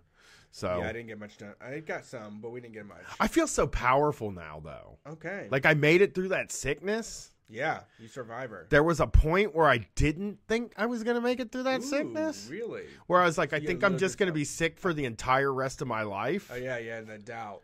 I Yeah. don't think Brian's gonna bounce back. Dude, I thought maybe I was going deaf. Oh really? Yeah, because my wife said this thing like Great. 10 days. WebMD shit? Not even WebMD shit. She just said, Brian. Farmer's Almanac? No, just some shit she thought. And she Oh. doesn't know that she doesn't understand how things affect me. You know, like how you can just say something and then all of a sudden that becomes the truth. Right. That's not like that. Most people aren't like that. She's definitely not like that. But when somebody says something to me, I don't think anybody lies to me. I agree. I just, for me, You are very. I trust everybody because I'm like, why would they lie? Yeah. You know? What would be the point? She said, you listen to stuff really loud on your headphones and you've gone to a lot of concerts since you were 16. Okay. Do you think maybe you're losing some of your hearing? Because I couldn't hear that well because my fucking sinuses were Right. blocked. Right. And then after she said that, all I needed to do was be like, no, I mean, the concerts probably didn't affect me that much. And yes, I listen to stuff loud, but I just assume my ears get used to it and it's fine. And it scared the shit out of me, though, because I started thinking like, oh, maybe it is just because I noticed that, like, on my phone, I listen to everything at full volume. You can't turn it up anymore. Really? And I'm always trying to turn it up more. Wow. I'm always like, I need to turn this up more. Okay. You mean to get a hearing aid soon? Or you think it was just the same? I hear fine. I can hear you talking to me perfectly. I can hear things. Well, so who knows? Charlotte's had the same thing. I don't know if it's because this is to be annoying, but I think it's because she has such a bad head cold. But all week long, you say something to her, would you like a glass of milk? She goes, what? And I go, would you like a glass of milk? She goes, what? And then at that point, like, my hands just clench up like I'm about to reach for her throat, like Homer Simpson style. Yeah. And I just have to, like, dig my nails into my own thigh, and I'm like, Say what again, motherfucker? exactly. That's the end. All I do is I go like this. The second time she says what, I just breathe out real hard and I make eye contact with Erica like we're in an episode of The Office. Dude. And then also she's 6 now. So all of a sudden the house is a fucking jungle gym. She's like, hey Dad, what's up? She's climbing the refrigerator up the handles, like getting on top of it, climbing the counters. All week long, she's just been running along the arms and back of the couch. And then she fucking fell on Erica. She fell and busted her crotch real bad. She get yelled at? Yeah. Yeah, I remember We when I fucking- used to step on my dad's You do nuts. that one more time. You do that one more time. And then she fucking just falls right into fucking Erica. Yeah. Right to timeout. One of my only real childhood memories from being, like, small was accidentally hit my dad in the nuts. I was like, it was just like all came back to me. I remember I would get towels and I would put safety pins on my, put safety pins on them to make capes out of Yeah. them. And I would jump off the fucking arms of the couch all day long and just try to make it more dangerous every single time. Jason was the same way. There's a story where Jason fucking tried to ride a box down the steps. Oh, and we cut did his stuff head like open that. with a fucking nail on the steps. God. And Yeah, he's showing the scar. Yeah, he tried to we'll fucking have to get a portable cam that we can wood steps that he's fucking he's riding in a box down. We used to fucking I broke my fucking ankle at I went with my dad to work one day. And the steps between floors in this office building, right? I bet my little brother and sister that I could jump from one floor to the next floor. Oh no. And I fucking took off running and just jumped. And I'm flying through the fucking air. And then about like the third step from the bottom, I landed with my foot and my shin on the thing, and it just bent my fucking ankle and broke the goddamn thing. Oh, my dad was so pissed because he had to we were supposed to go to a hockey game that night, and he had to take me to the hospital, and then we still went to the hockey game, but he was so pissed off about it. It was awesome. Yeah. But I fucked myself up. That was the dumbest move I've ever done. I was probably 9, maybe. Yeah. It was so hard not to laugh. Like she was running around all weekend. I said, you are going to fall. If you do not pay attention, you keep playing. When she was 3, she busted her eye open on the kitchen or the coffee table. Mm-hmm. I'm like, you're going to do it again. And she busted her crotch and she goes, ow, ow, ow. She gets like this new level of screaming, and I'm just like, you are learning a lesson right now. You are going to pay more attention.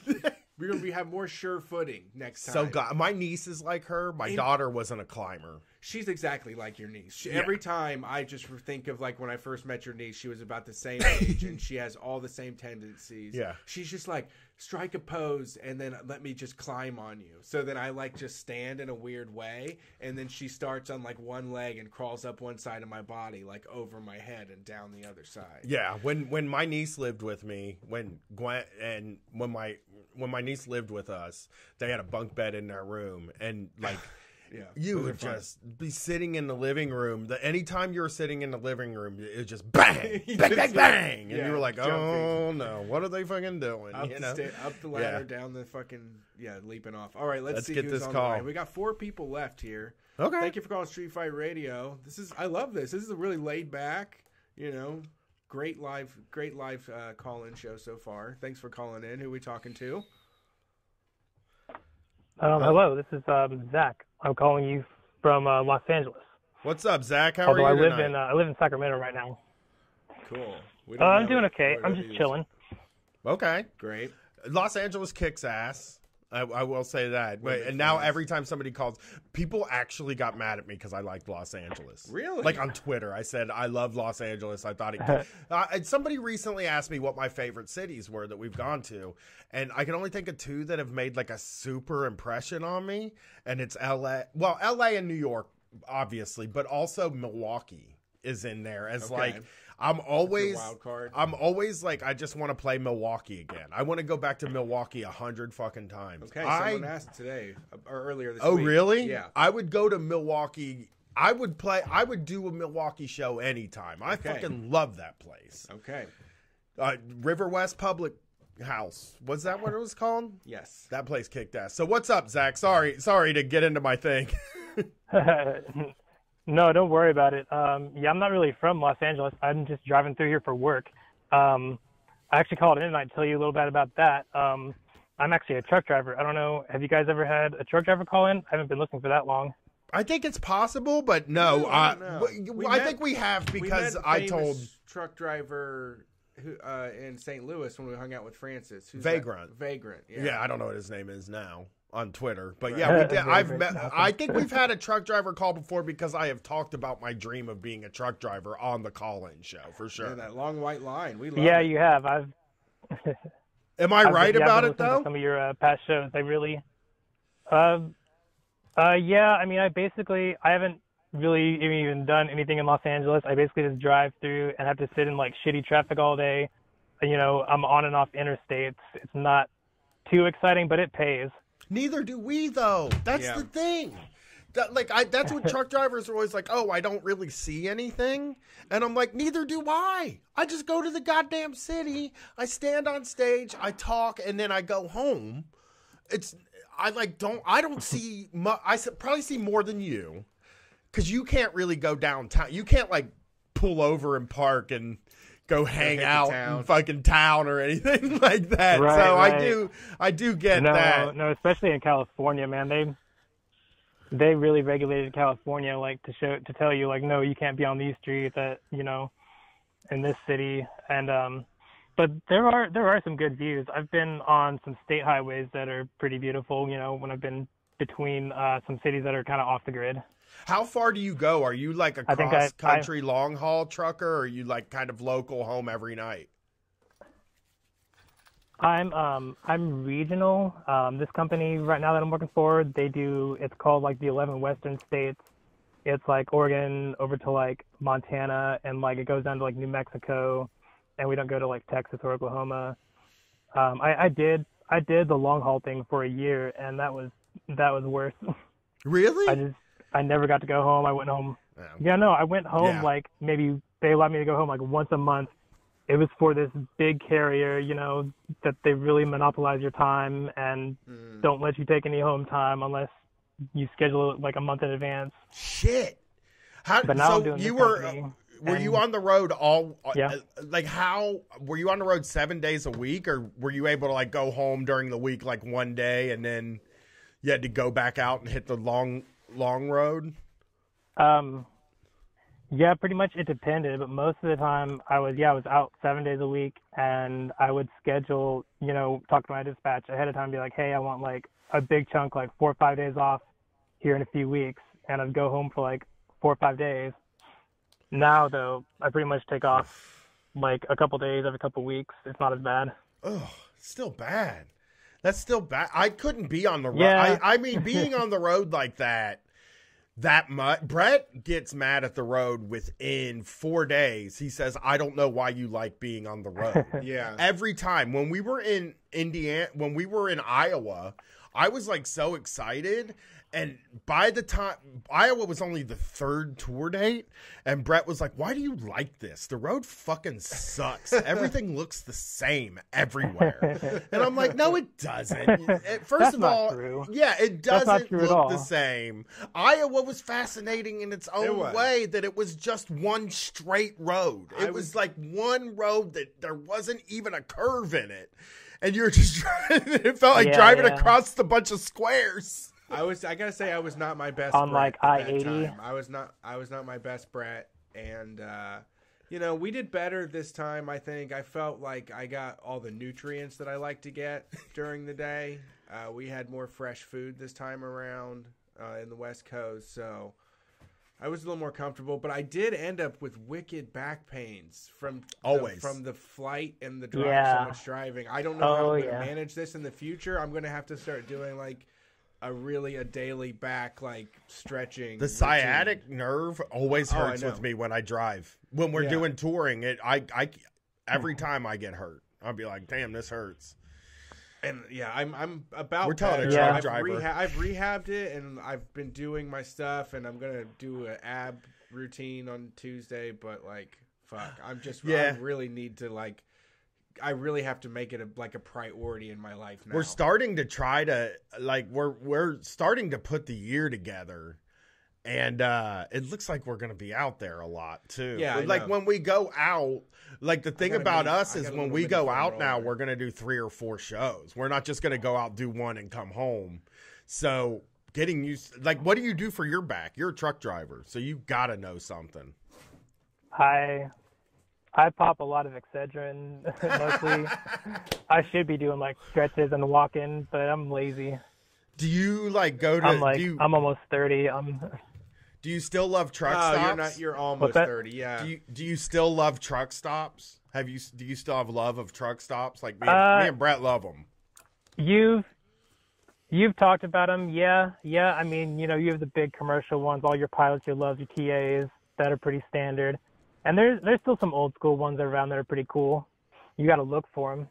Yeah, we've been to some really neat ones in Tennessee.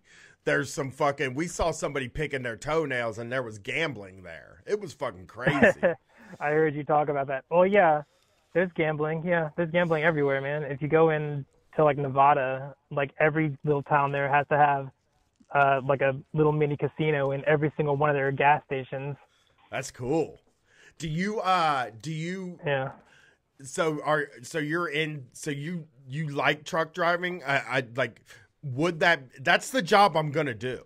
By the way, if this goes under, you're going to get your CDL. I'm gonna get my fucking CDL. I'm for real about this. I am. If this goes under, I would get my CDL. It's not that hard, man. Like, honestly, if you want something that's like, you know, still kind of some upward mobility and pays well and doesn't take much training, is truck driving. I got my CDL within a month, did like a month of training, and I was on the road. Like, it doesn't take much. And most of these big companies, they pay for your training and like your hotel stay there while they're training you. So if there's anyone listening that wants to get into it, you know, I'll bring my lady with me too. It's there. I'll bring my lady on the road with me. She'll be able to like decorate her side of the car and have the whole seat set up and in the seat. What are you gonna do with your kid? Bless this mess. I'll do it in 4 years. If Street Fight's gonna last at least like once my kid's 18, all bets are off. But I think Street Fight will still go on after my kid's 18. I'm not saying it's going to end. I'm saying that all bets for me living in Ohio or even having a permanent residence are off. My wife and I have already talked shit about like, let's just get a goddamn RV. Yeah. Because having a fucking house sucks. It fucking sucks. It's horrible. For you. Right. I hate it. I hate that I have to have it. Yeah. It makes me fucking nuts. Yeah, I understand that. I have such wanderlust. Sure. That like I just want to be able. I fulfilled that. Yeah. Right. Yeah. You've done that stuff. I want to fucking be able to be like, oh shit, you know, I want to go stay over there, and I want to go to Milwaukee. I want to be able to just fucking go to Milwaukee. And just be there for a month. Okay. And maybe come home. Right. Here. Okay. I want to be mobile, man. Got it. That's me. Yeah, I'm gonna do. My job will be celebrity bartender if the show tanks. I like that. I'm gonna get flown in to different places and do like a night. Okay. I'm gonna go to school. I'm gonna make the drinks. I'm gonna do some flourishes. Dude, I'm gonna put on a fucking cummerbund and shit. Brett, use Street Fight money to go to bartending school. Just do it. That would be like. I'll serve drinks before the shows too. I'm gonna I'm gonna sell all the merch, record the show, I'll grill, perform in the show, and then also serve drinks at the fucking show. I'll fucking grill. We'll do before the show parties where you do fucking cocktail moods, and I fucking I'll grill up some shit, and just bullshit with people. It's like that's the Street Fight Radio experience. Okay, we can do that. I love this idea. I like it. Yeah. Celebrity bartender is the funniest thing to want to be in the history of the world. I like the idea of it. I just found out about it recently. I just found out how lucrative it was recently. So it was like boggling my mind. And I was like, it makes fucking so much sense. But it's just like at the same time. Oh, yeah. Plus rich people tips. Yeah. Yep. Yeah, I want you to be a celebrity bartender more than anything in the world now. We have to get big money listeners. Yeah. We lack that. We're like, how much is 1-800 bartend? Huh? How much is the 1-800 bartend course? Oh, I don't know. I've never been. My wife's gonna take over the booking. I figure once you have that time put over to the side, you can learn to bartend with the other amount of time. Okay. Fuck, dude, you can be self-taught. Oh, sure. You're a smart guy. Yeah. You know what tastes good. Sure. Brett's going to be a celebrity bartender now. Do YouTube celebrity bartender. Right on, That's dude. kind of a job I wanted at one point. I wouldn't mind doing that. Little bit of close-up magic, too. Sprinkled in there. Yes, bartender is a cool job, too. Truck driver, bartender. Yeah, for sure. I've been watching this show, The Deuce. Pizza delivery guy. Yeah, well, it's a cool people job, pizza delivery guy. Yeah. I don't know if it's a good job, but it's a cool people job. Right. The people that do it are all cool. Sure. I've been watching this show called The Deuce. Pizza delivery people. Yeah. I've been watching this show called The Deuce that's about like the beginning of the porn industry on HBO. Tight. And James Franco's in it, and he plays this guy that at the beginning he works at this bar and he's trying to like get it popular, and then the boss is finally like, here, you do what you want at nights. I'll keep it during the day. And he Okay. makes it this popular place. And then a mobster buys him another bar and he makes it like this really popular Okay. place. And then he gets another, like a disco, and he makes it this like really popular place. It's like Hoppin' Place. And he's a bartender, but he's just popping off Right. like crazy in this show. And I'm like, being a bartender sounds fucking cool. Like, Yeah. he sounds like he's having the best time. Like, Right. he kind of He's just, like the MC. he's like kind of behind the bar, and he's just like, hey, what do you want, a Tom Collins? And then he's like making a Tom Collins. Yeah. And then sometimes he just leaves and goes out and dances, and he's like, has good rapport with his like employees and Yeah. shit like that. And I was like, God, I think I want to be a bartender now. Really? But I don't even drink. Man, Yeah, I they make don't know. anything look cool on TV. They do. Yeah, that's They do. true. Yeah, that's the Bartending old does. days too, man. Back when you couldn't like watch the best bartender in the world on Yeah. YouTube in your pocket. Being a bartender at a Hoppin' Place is probably a very cool job. I got to imagine if you're the bartender at like the TGI Fridays in Times Square, like that's probably cool, right? I don't know about that. I just like one I like don't know about TJ Fridays. well, yeah, but isn't the I TGI wouldn't Fridays do in that. Times Square really popular? Not Like with hopping not off? with cool people. Okay. I mean, you're giving like poison to slobs at a place like TGIF. Okay. There's no romantic thing happening there. All right, guys, I messed up. Okay. Boomers probably. Whoever still goes to TGI Fridays. Yeah, you're like you're sprinkling like a little bit of Old Bay in a Miller Lite and calling it like a coastal hit or something. That's fine, though, man. Whatever. Somebody in the chat said lots of bartending is making drinks for old boomer dipshits. Yeah, that's true. I mean, you gotta just pour a lot of beers. Also, too. what but sucks- you can pour beer in a cool way. Yeah, like and behind your people are back. judgmental Lots as of hell like about Millers cocktails. and Coors and Bud Light. I feel like people are super judgmental about cocktails. Everybody I know that gets cocktails, like, I always feel like it's a 40% chance that they're going to like it. Oh, Every well, time we go out, I feel like Well- everybody that gets a cocktail, it's about a 40% chance that they're going to like it.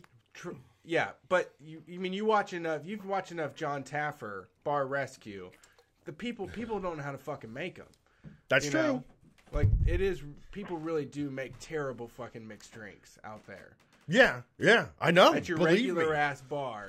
you I know? go out to dinner with people who love cocktails, and every time I go out to dinner with people who love cocktails, they all get a cocktail, and most of them are like, this thing fucking sucks. They make that like, Ugh. I was out the other day, this guy got like a campfire cocktail. uh-huh. And he was so excited about this campfire cocktail. He got it, and he said it tastes like burnt wood. And I'm like, what the fuck do you think a Yeah, campfire I mean, is? That is the essence of a campfire. Oh, that sounds pretty on point.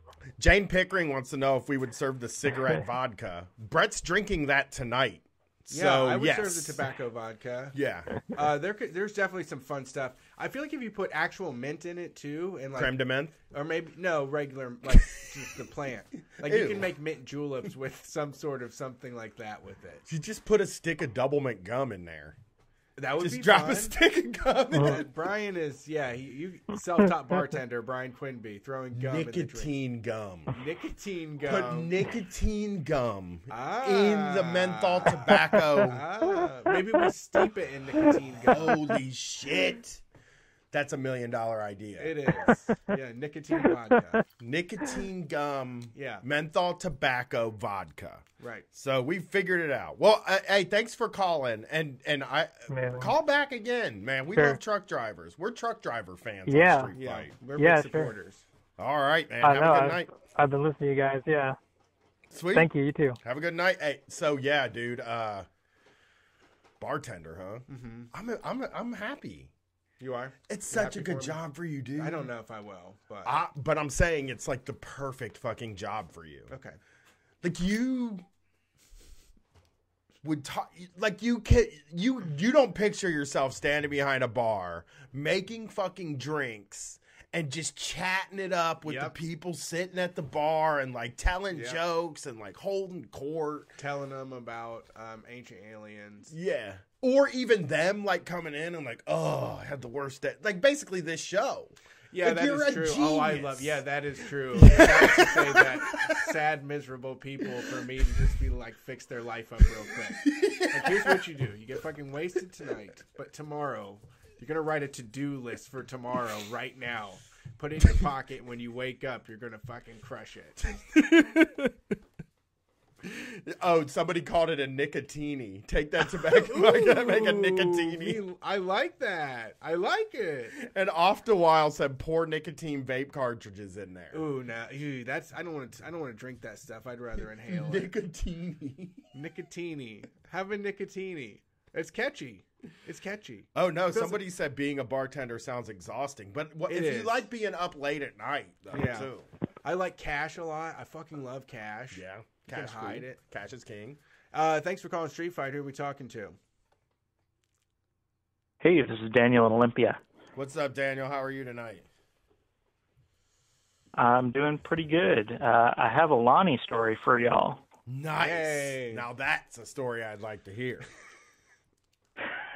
Now we're talking. Well, and I'm glad I caught the first caller because it actually takes place in Missoula, Montana. Nice. Yeah. Okay. You wouldn't think that. Missoula's a college town. It is. But what's up? What's going on?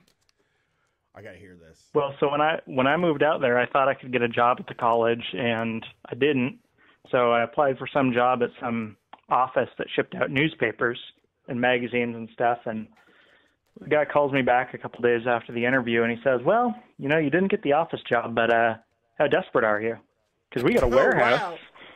Wow. Sorry, that's crazy. So I started the next Monday. That's And hilarious. so I was working there shipping out. How desperate are you? Hey, Yeah, we're buddy. shipping out magazines. Just you never really know how many magazines there are until you've got to carry them. And you never know how bad paper cuts can get until you can get them from the cover. I just watched that Marie. I've watched that Marie Kondo, and one of the episodes has this woman who won't throw away magazines. Oh no! And she just has boxes and boxes of magazines. And the whole time I was watching it, I was like, what the fuck is wrong with you? Throw the fucking magazines in the fucking trash. Magazines should that's a library thing. That should be libraries only. And we got dentist's office. I know we have a lot of media people that listen to the show. Right. That stuff can all be done. That shit has to be electronically. consolidated to the library. Yeah. No. You just got to rent that out, borrow it, read through it. It takes 45 fucking minutes, right? She had 1 million stacks of these magazines. She had them stuffed in every corner of the fucking house. Oh yeah, I was actually at a popular cafe in town, and one of their big things is that they have a magazine rack, which is nice. But then when I looked and saw 52 magazines out on the fucking wall, I was like, I forgot about this. I forgot that every single month they destroy a whole fucking portion of the forest to put this out. Yeah, nobody reads them. I don't know. Yeah, every magazine that you can name is probably like a quarter of what this warehouse handled. Like, there's just so many. Oh god. And like half of them are Cosmo. Yeah. Okay. Right. Okay. There is a lot of still Cosmo. Popular. Yeah. Well, I can see picking that up because they still have it in the checkout line. Yeah, that's true. If anything that's in the checkout line, I'm sure people buy. That's true. But Impulse. Well, we also shipped out all the porno, which is still a big thing, at least in Montana. That old hard copy porno. That makes sense. Yeah, you want something you can like hold. You don't want to pay money for like a subscription. You want to have something you can hang on to. Well, they've all got the DVDs in them now, so they come wrapped up in plastic. That's in the magazine. That's an innovation. I didn't know that. So when you buy a porno magazine now, you get a DVD with porno on it. That's nice. Whew. That's a great combo. Just giving that stuff away. But if you're stacking up those magazines on a conveyor belt, the sleeve they're in means they're real slippery, and the DVD means they're real uneven. So occasionally, you're trying to go real quick, and you get yourself a porno lanch. Yeah, a porno avalanche. And then you got to stop the whole line. Yeah. That sucks. Sorry, I hope nobody's been hurt by that. But I mean, not your fault, dude. It was only maybe like 50 of them at a time, so it's a pain in the ass, but it doesn't really do too much. It'd be more like dropping a pallet on your foot or something, just normal warehouse stuff. Yeah. Oh man, I just remember thick cardboard cuts, man. Just those. They Yep. just feel like a fucking knife wound. Absolutely. I hate that. So we would do like Monday through Wednesday to get them all out, but then occasionally you'd have to come in on Sunday to like set up the warehouse for the week. And so Casey and I were one of these teams. Casey is the Lonnie in this story. And so we'd basically get these big pallets still wrapped in cardboard off the truck, and we'd have to kind of sort them all out so that people could come in, throw them on the conveyor belt or anything. And this whole time, every time we were in there, every time that Casey found a new porno mag, wherever I was in the warehouse, I just hear, "Dude, check it out!" Just holding it up, like, yeah, man.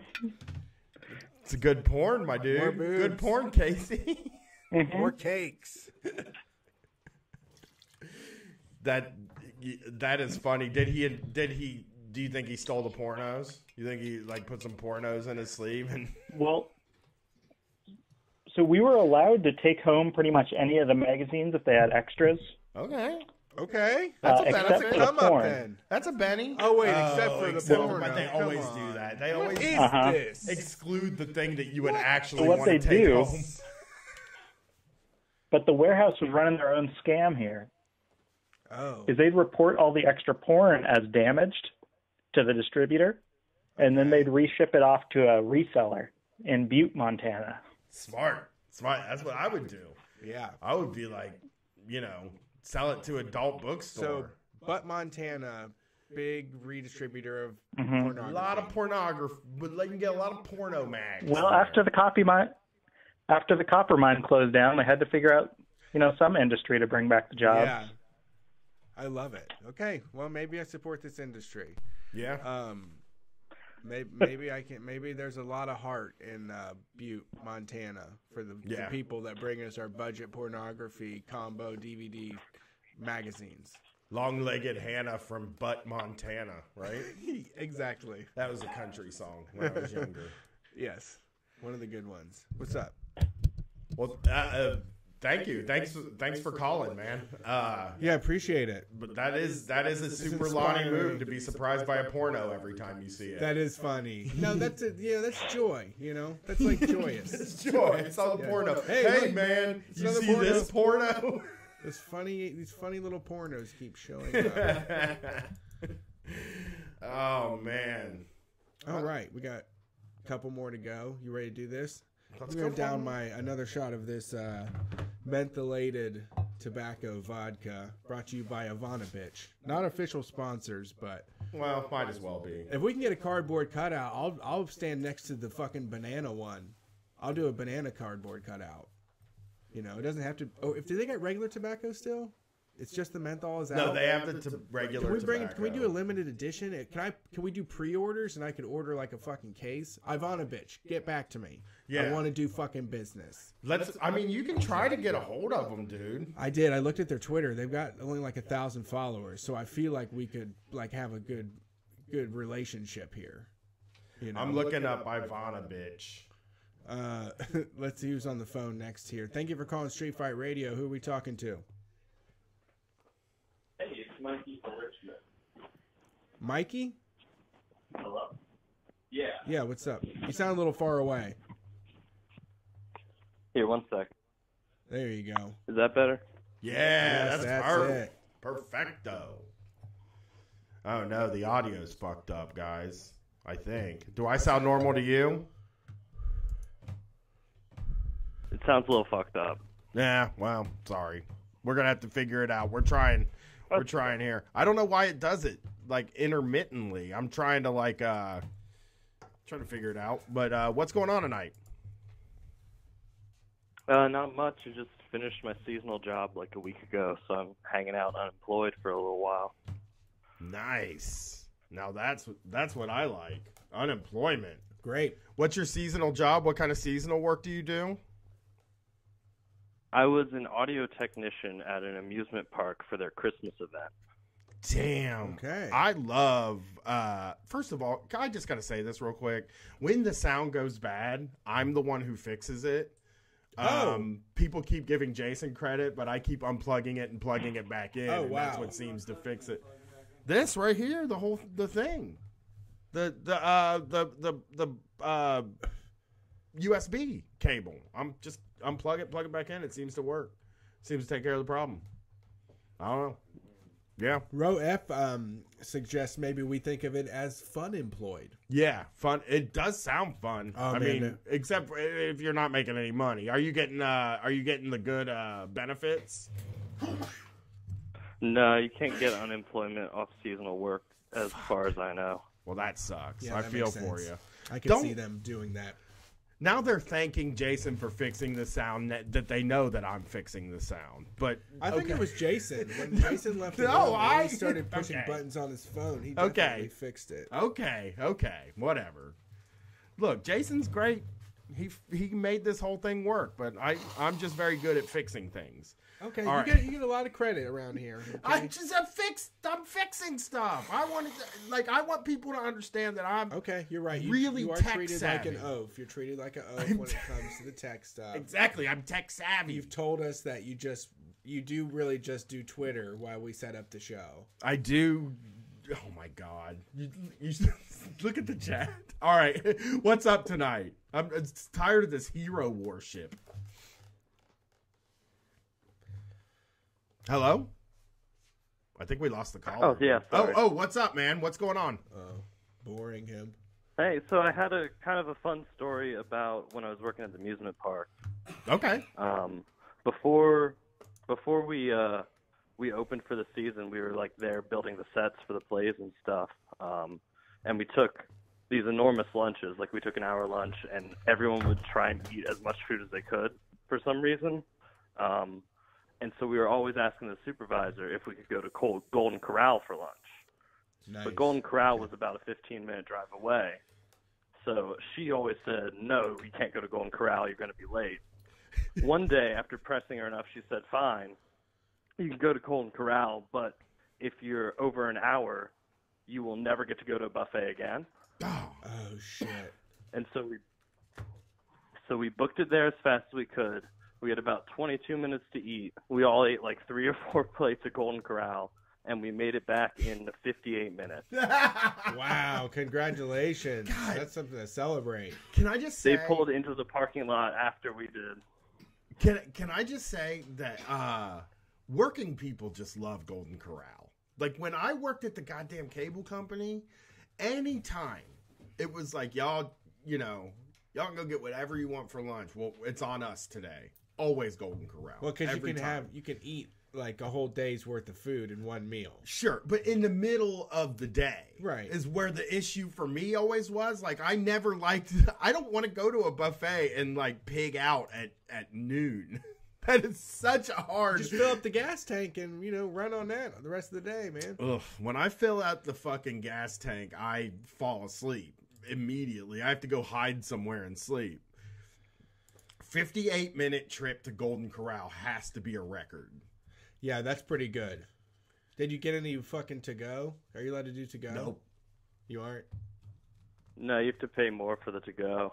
Yeah, they ain't gonna give you nothing to go. They, like if you ask for a to-go box in Golden Corral, they punch you in the teeth. Oh wow, okay. It's like, they admonish I asked you before I went. You're not allowed to get to go. You know what I want to go to Golden Corral for? I just want to get an enormous fucking plate of soft serve ice cream there. Okay, that's the reason to go to Golden Corral. They got that Sunday bar. I love Sunday bars. Okay.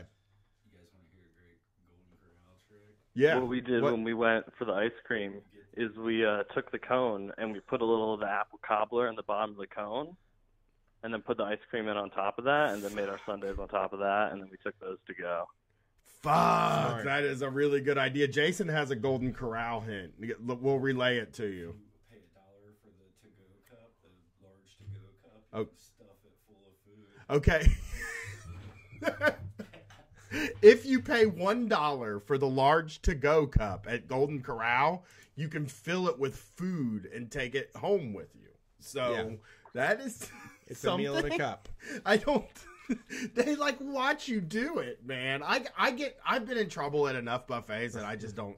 You don't want to get yelled at. You I don't didn't want go to say, any- what are you doing? I haven't been to a buffet in 10 years. I haven't either. Maybe. A conservative estimate, 10 years since I've been to a buffet. I know that hurts my cred out there, but guys, I was never a buffet guy. You're probably going to grow up to not be buffet guys and gals and non-binary pals. No, I mean, I know 60-year-old men that love buffets. That's true. I mean, all the guys I worked with at the cable company were they're probably going to they loved Chinese buffets. Like, Yeah. that was one thing that would get them just flipping out over some Chinese buffet, which, by the way, had pizza and chicken nuggets, too. Well, yeah, Chinese people are they're pleasers. Yeah. They give you what you want to make money. And then they liked Golden Corral, and then Cece's Pizza was another one that was very popular. Yeah, that was what I did when I worked for a while at the Magnet store in Dallas. I'm sorry, the recycling place. The lunch usually was buffets because everybody liked to sit down and house about 4 plates of fucking food. Yeah. You know, you make an American plate, you make a Mexican plate, you make a fucking Asian plate, right? You make a dessert plate. Have not done that in so fucking long. Oh my god, I need to try it. You ready to go back to buffets? Well, now I think I need let's go to a buffet. Can we make a commitment to going to a buffet? Hipsters can't No. touch. They haven't touched buffets yet. It's impossible. It would have to be like $39, right, for them to do it. Number one, it would have to be like $39. Number two, it's just we just don't. You can't cook shit with. You can't keep things warm with steam. One, that. Two, it's just we don't eat like portions are. It's a different thing. I've been watching Kitchen Nightmares this week, right? And this guy was serving this pizza that was fucking huge. I can't articulate how much 36? shit was on this pizza. No, it was 24 ounces of dough, which is like a lot of fucking dough, right? For a large pizza with this enormous crust and just so many toppings. So many. He actually made a calzone, and it had, conservative estimate, 50 pepperonis in it, right? And like Gordon Ramsay was like, this is fucking gross. Like, what's with all the fucking ingredients? And the whole time I was thinking that too. Yeah. It was like a huge portion to me is not a bonus anymore. Right. Like I love a huge portion, and if I'm at home, I'm going to eat a huge portion. But I don't want to be served a huge portion because I feel like you're saying I feel like that says something about me as a person. Well, we're going to see. Okay, Can we give so you the record? The chat chimed in. A lot of people, I think, and they are right. They say Indian buffet is your exception to the rule there on buffets. I'd go to an Indian buffet. Those are good. Yeah, and that kind of stuff. It's soups and stewy type stuff that sits well in a fucking pot. It's not some fucking. It's maniac. getting better. It's like chili and shit. It gets better like the more it sits there. It's not like some maniac that's like fucking grilling you a medium rare sirloin steak and then it's not also green, cutting off a piece of prime rib for you. Right. It's not green beans that they don't put any salt on because they don't want to offend anybody's palate. I was very big in breakfast bars. Do we still have a caller on the line? Yeah, we do. We're just talking about buffets. I know. Well, we're going to keep that as a record now. If you're a listener and you've done a quicker lunch break, a more miracle lunch break, now the record is 1 hour lunch break to Golden Corral. Yep. That's pretty big hurdle to jump. Yeah, let's hear it. Well, thanks for calling, buddy. Y'all have a good one. You too, man. So breakfast buffets were always very cool to me. Those were my jam. No.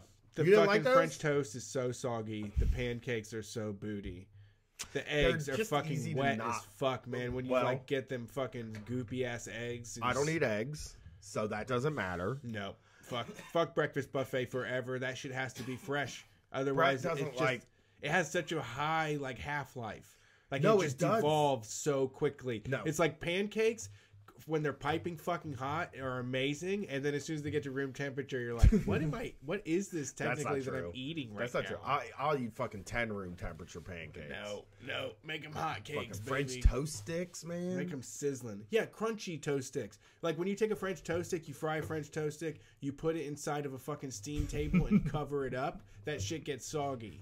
Big old dish full of eggs. Yeah, big fucking pile of eggs. Yeah. Just sweating. Just fucking sitting there roasting in a fucking sauna. Yeah, guys, I gotta tell you, I like buffets as much as I haven't had one in years. I don't We do need a them, man. buffet. The last My time dad- I had a buffet, I had a breakfast buffet at a fancy restaurant by the airport called the 94th Aero Squadron, which, like real boomer heads like me who know what the boomers were eating back in the day, that's a fancy restaurant. They used to like be like, Yeah. hey, we're going on a date. He's taking me to the 94th Aero Squadron, you know? Yeah. And I went and had breakfast there, and then I got sick that day. So maybe I'm wrong, but, you know, I like pancakes. My Sorry. dad, fucking welder, drove a motherfucking Mustang, right?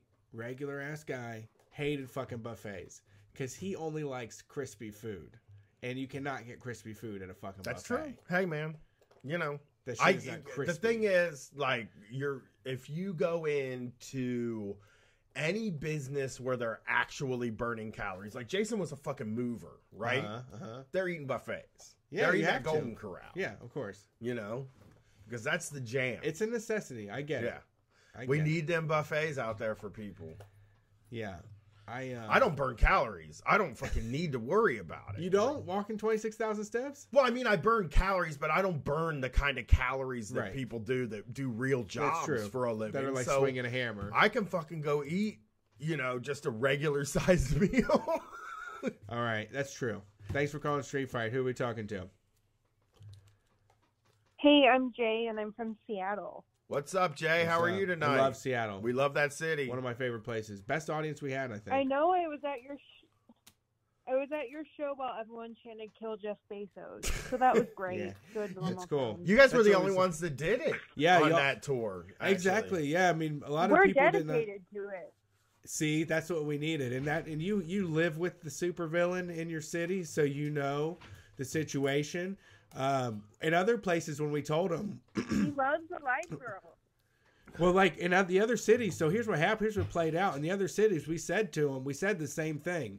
We can't condone your use of the phrase "kill Jeff Bezos," but you know we can't stop you. Seattle was the only one that persevered. Everybody else just kind of quieted down. LA kind of did it, but yeah, I mean, I you didn't know, have the same intensity of Chicago. The and intensity Seattle. of Chicago and Seattle are the places that are the most intense. Yeah. Yeah, I mean, I had that in my Tinder bio for a really long time, so I'm just Oh, sure. dedicated at all times to Killing Jeff Bezos. Yeah. I mean, Chicago and Seattle, I would have to say both of that Seattle show and the Chicago show were the most wild crowds we've ever had. Like, it really felt like we were just riding a wave. up there. I know. We couldn't lose. They were so much fun. Everybody was in the mood, and it was such a great time. Yeah, y'all are rowdy in Seattle. Yeah, my friend and I were drinking, and he kept mentioning Elliot Stabler from Law & Order SVU, and that the actor Christopher Maloney has nudes out there, and he kept telling me about them during your show, so I spilled beer all over his Street Fight poster, and I'm pretty sure he was just, like, fine with it. So, Well, because I mean, he has yeah. a beer-soaked Street Fight poster. Yeah, Yeah, that's like makes battle sense. damaged. Yeah. Game time worn or whatever. It's how it's supposed to be. Your posters are all supposed to like smell like beer and weed, right? 'Cause Yeah. Or just that's smell what bad. resulted in that. Yeah, our gumball shirts all are Valid. covered with cat hair. Yeah. Yeah. Our gumball shirts did sit in our drug bag the whole time on vacation, so I wouldn't be on tour. So I'm sure, you know, maybe there's some drug particles on them. I don't know. They were in the drug bag. So what's going on tonight? You know, so I have either a really depressing health care story for you guys, because the beginning of the show reminded me of a really terrible health care story I have, or I have a really bad like service work story to tell you guys. I'll let you choose. Oof. Brian solicited healthcare. We'll take healthcare, but I almost want to hear the service work story too. Maybe we can do both. What The service work one I can make quick. Okay. I can Okay. make the service one quick. So, long story short, I lived in Germany, and technically I'm a troop, but we won't talk about that.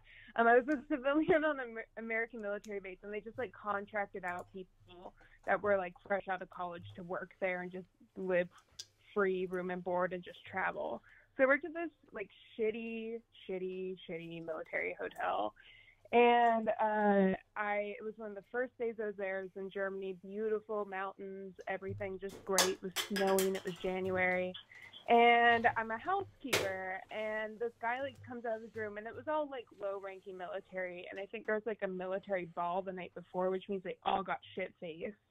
And like, it was just horrible. And so I'm cleaning this guy's room, and he like comes out, he's like, hey, like, I just want to let you know, like, I kind of left a mess in there. Here's €40 because I lived in Germany, and I was like, oh fuck yeah, like this is my very first day working. I was like, oh hell yeah, I got €40. I go in the room, it's fine, it's not too messy, it's great. Like he mentioned he like got sick, and I was like, okay, whatever. And I saw the sheets on the floor, which is always a really bad sign if someone like pulls their sheets off the bed first. Yeah, and I so don't ever backed do it that. up. So No, now that it's you've fine. mentioned, yeah, sorry, go ahead. And so that's fine. And then like as routine, I open like the balcony, and mind you, it's snowing. It's like 15 degrees. And I open the balcony to like look outside because it was a nice view, and I see wet towels covered in presumably what I think is puke. However, the towels were frozen solid to the ground because it was so cold outside.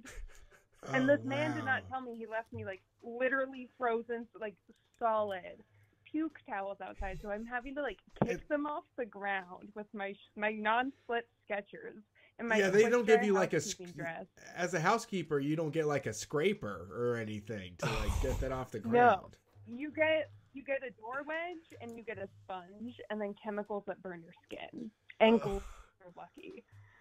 Like you don't get anything. And if you like have an allergic reaction to the really strong chemicals, they're just kind of like, well, just deal with it. Maybe you're not cut out for this job is Yeah. usually like what they like. I can see him saying that. That's fucking. So you had a bunch of frozen puke towels. That's probably great to like clean up.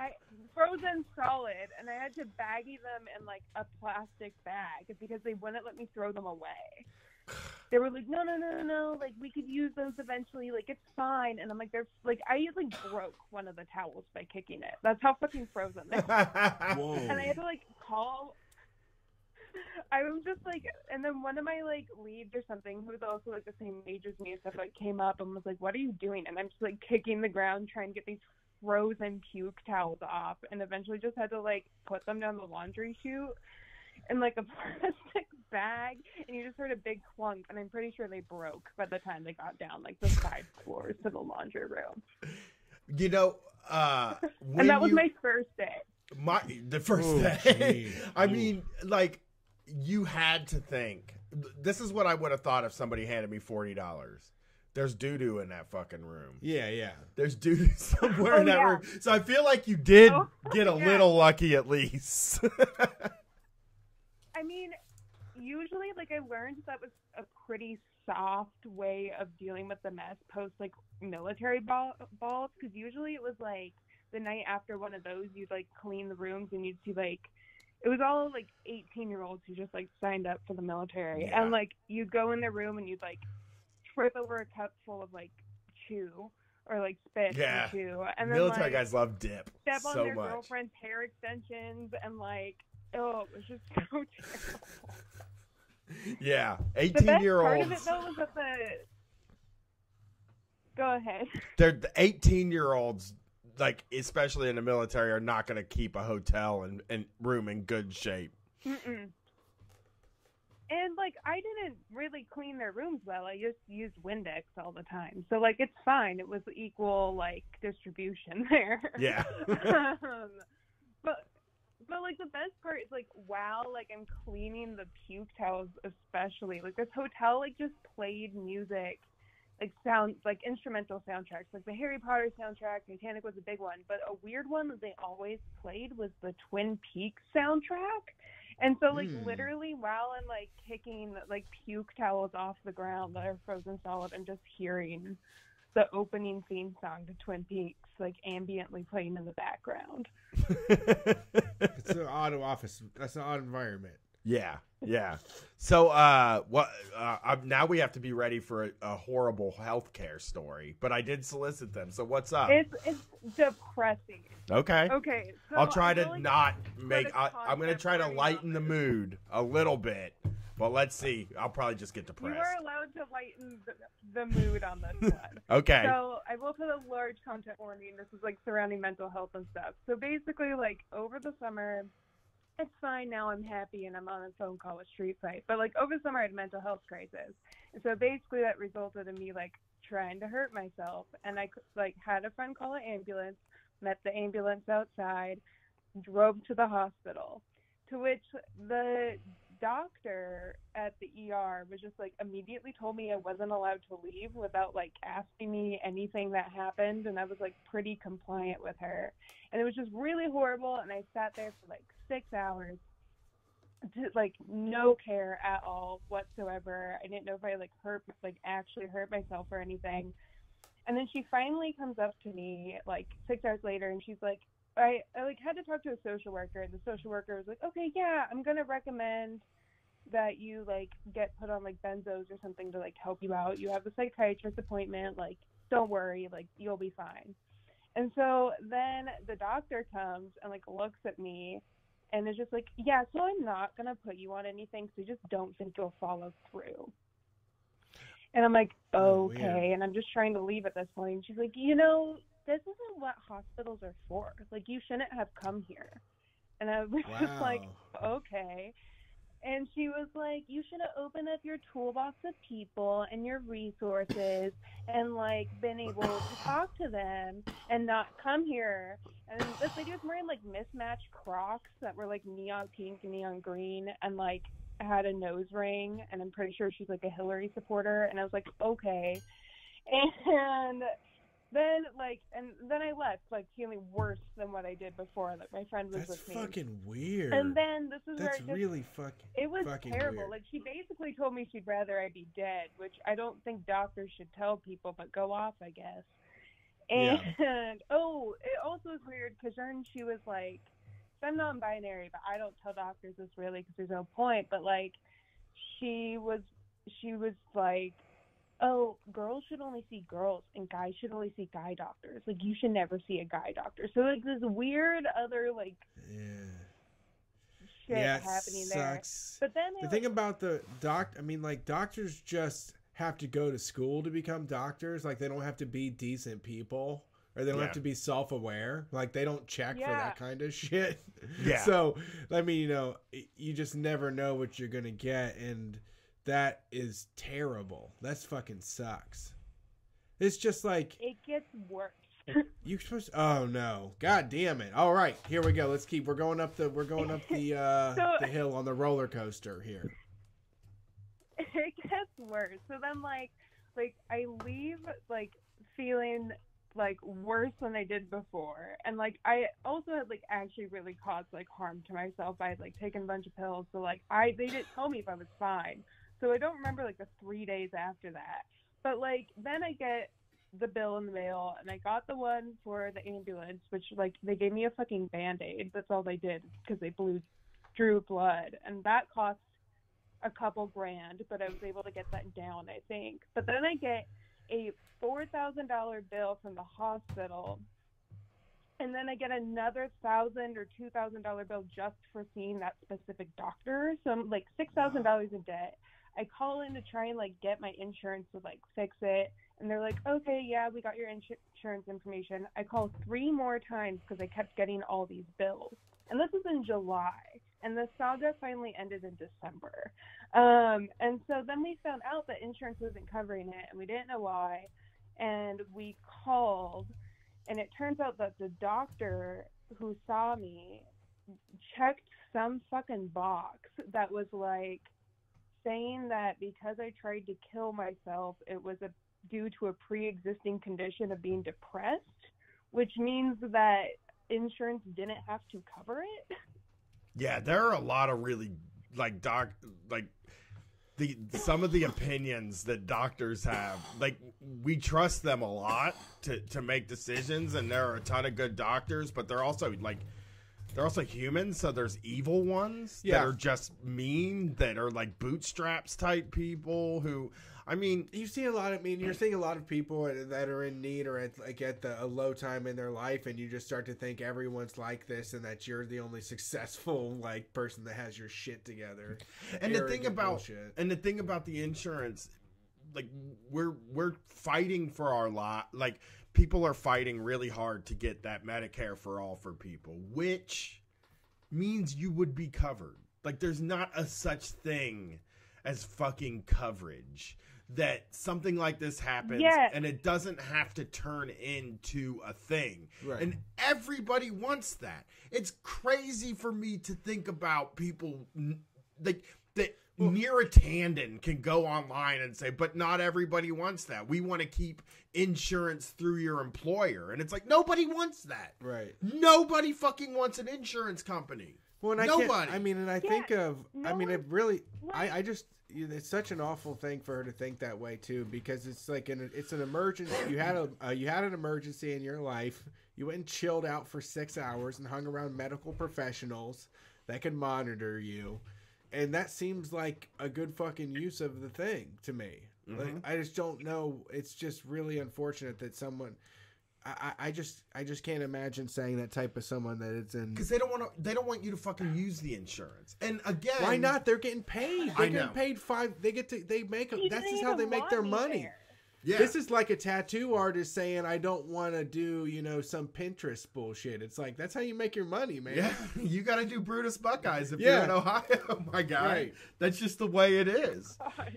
But you're gonna have to do a feather breaking up into little birds on women's shoulders to make money as a tattoo artist. Yeah, like, and then it was just like, it was a terrible fucking experience. Like, and she threatened to keep me there, involuntary, which is not how those, like, you can do that, but like, I was super compliant. Like, I met the fucking ambulance out there. I was like, oh yeah, I made like a bad idea. Like, this was a bad decision. And it was super chill. It was very nice, as chill as I could be given the situation. And she like immediately was like, you're staying here. And I was like, don't I have to be seen by a social worker? Because my depressed ass knows this like whole thing. And she was like, well, yeah, but you're going to stay, sweetie. You're suicidal. And I was like, okay.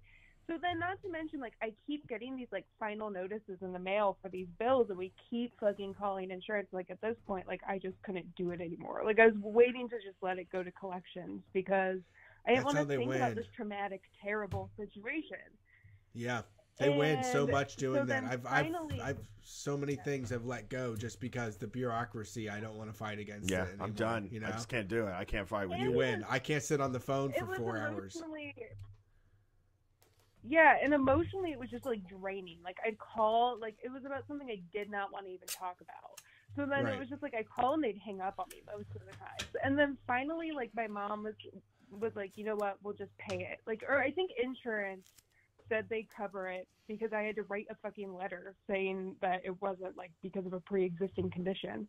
Right. So then I had to do that, and then finally, like, but the bill for the doctor wouldn't go away. Like, for whatever reason, like, this like $2,000 bill would not go away no matter how many times I called and asked for insurance to cover it. So finally we paid it. Like, it was around Christmas, and my mom was like, you know what, I'm not gonna let go collections, like, I'll pay it for you as a Christmas gift. And I was like, oh cool, happy Christmas. Yeah. Oh yeah. I mean, that's amazing. I mean, I'm grateful. Like, I'm so grateful she did. No, my mom paid off one of my cars that got fucking repoed one time for Christmas. Put some money down on it. Oh, so sad.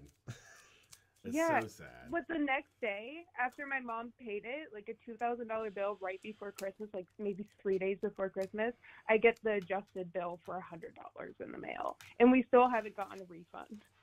Oh, man. Fudge. Because they're like, oh no, you could pay it. Right. You know what I mean? Now They're you they're can- going to make it such Yeah. a hassle to get that money back. And again, this is these people that say that people love their private insurance or Why their would insurance. why go to the trouble of this? Why go to the trouble of all the? We're wasting so much time with the runaround with the billing and all of this stuff when you just need someone on hand at a fucking building to help somebody out when they're in a low period in their fucking life. Right. And if that's all we need. Yeah. Yeah. We don't need like a million different ways to figure Well- out the deal, the transaction, and the money and all that shit. And somebody in the chat said that, but like I think a lot of doctors, like MDs, are bad with like mental illness sorts of things, and a lot of them are like bootstraps type people. Because I think I've well, told they don't. School doesn't require. School doesn't require they know anything about nutrition or mental health. Yeah, and well, what I'm saying is like And even same with, like my doctor, I had a so everybody that listens to the show knows that I had like a pretty bad like a drug problem at one point in my life. And I went to the hospital and I got out of it. I went to rehab and I got out of it. And I happened to mention it to the current doctor that I have, like, hey, yeah, I had this little time where I was pretty mentally unhealthy. This is when I started going to her because I was just having these panic attacks and shit. And they put me on Celexa. But I was like climbing the walls. I was having these like debilitating panic attacks. And my doctor like looked me straight in the face and said, I am not giving you Xanax. And like, it made me feel like such a druggie at that moment in my life that it was like the worst feeling. Like some of these doctors just aren't delicate at all about these they don't things. care. Yeah. Yep. And they think it's so fucking cool. It's like how they talk about how they have gallows humor. And you're like, that's not fucking cool, man. It makes you sound like a fucking crazy person. They're really maudlin like the doctors on MASH. Yeah, or like House. It's like, oh, he's a crazy guy. Or they make jokes about death. And you're just like, oh, yeah, whatever. But yeah, I've had a few. I sympathize with you. I've had a few go to the hospital for like mental health things and had a really bad experience where they're just nobody deals with you in the emergency room in a way that's like humane. They kind of treat you like you're wasting their time a lot of times. They never even told me if anything was wrong, like, or if I caused damage. And so, like, maybe like 3 weeks later, I got put on Prozac, which was terrible. And don't ever go on that. But that was giving me really adverse reactions, and I never knew if that was because of the like what I had done. And then I had filed a complaint with the hospital, and because of this lady's treatment, and I get a letter back in the mail, and this is how I found out I didn't get any did any damage, was they were like, oh, your doctor actually did everything right. She called poison control and she did this and she checked your blood pressure and you were fine, so she let you go. And I was like, that'd be cool if she fucking told me that. Yeah, she could have fucking said it. Yeah, and it just really like some of this the coverage thing is like every single time somebody has to go to the doctor, and mental health tends to be one of the worst things to have to go for because again, they don't understand the insurance companies want to screw you out of your money, and they for some reason a lot of times they treat mental illness as not a real illness. Like I always thought of mental illness like this, like, okay, I think I'm having a heart attack. And I have all the feelings of me having a heart attack. And I'm having this anxiety attack. And I have the illness. This is illness. I don't feel good. Well, I your feel doctor wrong. never helped you with that? And then you go in. What? No. What gave you pills, though, right? Well, I'm on I'm on SSRIs. But, like, there were times in my early 20s, I went to the emergency room a few times with, like, symptoms that I thought were super serious, and I'm freaking out. And they did. I mean, like she says, when she told this story, it brought that back to me. There were times where it was basically like, you're wasting my time. Yeah. And I didn't have insurance at the time, so all the time. There was someone that wrote in before. I think it might have. I can't remember who it was, but somebody put in the Street Fighters group. I don't want to call them out, but that they were going to a therapist, and the therapist eventually when they're like 6 months in or something was just like, I think you need to grow up, you know, and like just basically tore them down. Said everything, you know, just was like completely unprofessional and unhelpful to them, you know, in any sort of way. And you know, you never know what you're gonna get with the fucking help. I mean, I did a pretty good job. You know, I had the issue though where like I went 10 years without health care, you know, because it was too expensive and I didn't want to pay for it, and I probably should have been paying for it, but at the time I was just doing the numbers, you know, each month, and it saved me $175 to $300, and you know, I would just go without it and pay cash when I needed to. But being able to use it now and getting help with that shit has been really helpful. Well, they depend on that though a lot of times too. You'll when they're talking about not having universal health care, they're like, what about the guy that's 25 that doesn't have to go to the fucking doctor? And it's like, well, he be should. Nice if he could go. They though. should have him. No, they should have full service, because if I would have been able to ask for help, I probably would have taken it, you know? Yeah. It's just wild how, like, the difference, though, and how it works, like, getting meds, at least, for, like, because I have severe anxiety, like, basically the same as you described. Like, my mom it took me so long, I'm 25, to get a Xanax prescription. Like, and it's still very limited. I only get, like, one refill. I have to, like, go physically to get the prescription and then, like, get the written out one. It takes forever, and it's just annoying to get.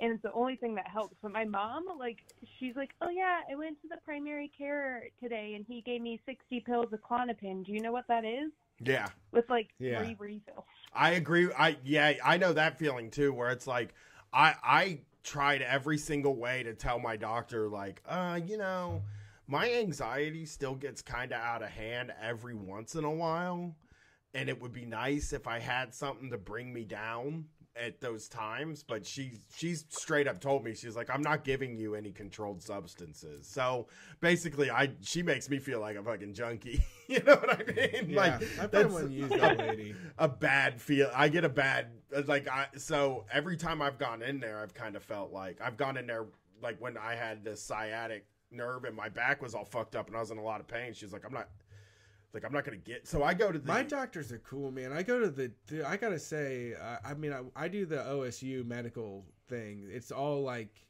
through that. And like the people there are really like progressive and on the cutting edge and pretty fucking cool. Yeah. That sucks that you have that experience. I mean, a lot of people do. I think they look like, at I told them I do certain... coke like once every, they're like, okay, whatever. How much? I'm like once or twice a year, and they're like, oh, okay, whatever. Yeah, but they also they haven't given you any controlled substances. That's true. Ever. That's true. That's the thing about this system and the DEA and the way that it's all set up is it's like they're so scared to give you some kind of a controlled substance, to give you Adderall, because they think like it's like this automatic thing where they think you're gonna fucking sell it, and then you never have enough of what you need. Yeah. The people that use it never have enough. Like, you don't have enough Xanax, and they're never gonna let you have enough Xanax because they feel like if you have enough Xanax, you'll start selling your Xanax. Yeah. And who cares if you fucking sell your Xanax? You know, I think I think at your age too, I mean, it's perfectly normal to, you know, rely on that, and if it's helpful for this time period. But I don't think it won't solve your problems in the long term. Oh yeah, definitely. And you know, what you'll develop into is, you know, this is just like a point in period in people's lives. You know, I think that's like when we talk a lot about the drug use, that even if it's illegal drug use with the heroin and fentanyl and all that stuff, you know, people are medicating themselves, and if it's a regular thing and it's not a pain in the ass and it's not a hassle and it doesn't create trauma for you to get access to that, you eventually get a calm period where you're like, well, maybe I shouldn't be doing this all the fucking time. You know, maybe I do have things kind of in order now. Maybe things are comfortable to the point where I can, you know, get my ducks in a row. And I think that's what I've seen is more successful, you know. Right. Yeah, because I mean, she said she's 25, and like my worst period was between like 20 and like 30. There's so much growing that happens. Yeah, it's tough, and it's really challenging, and we do such a bad job as a culture, welcoming people into adulthood and making or it preparing understandable them and at all. We don't prepare them for No, it at all. no. We treat it just like kick it's- them out of the nest. Right. We treat adulthood like it's fucking magic, dude. Like when you're a kid, adulthood is like a magic cloak that you get to wear. I can't really explain what it is, but it's crazy because you're an adult. I don't know if this is gonna help with anxiety, but like I tell my kid like pretty much everything that's going on because I want her to see an example of an adult trying to live a life. I don't care if it's wrong. Right. Like I want her to just see an example of what it's like to be an adult because I really think that 10 years, that part of your 20s, that everybody has panic attacks in their fucking 20s. I really think that everybody has anxiety attacks, whether they know it or not, or whether they understand that that's what's happening or not. They're having them. And we have a weird cult. Oh, and yeah. I wrote about this too in the Hustler zine as well. Is we have this unfortunate pressure where people are feel like they're supposed to have everything together at this time in their life and be an adult and stay on course and prepare for the future and have all this stuff.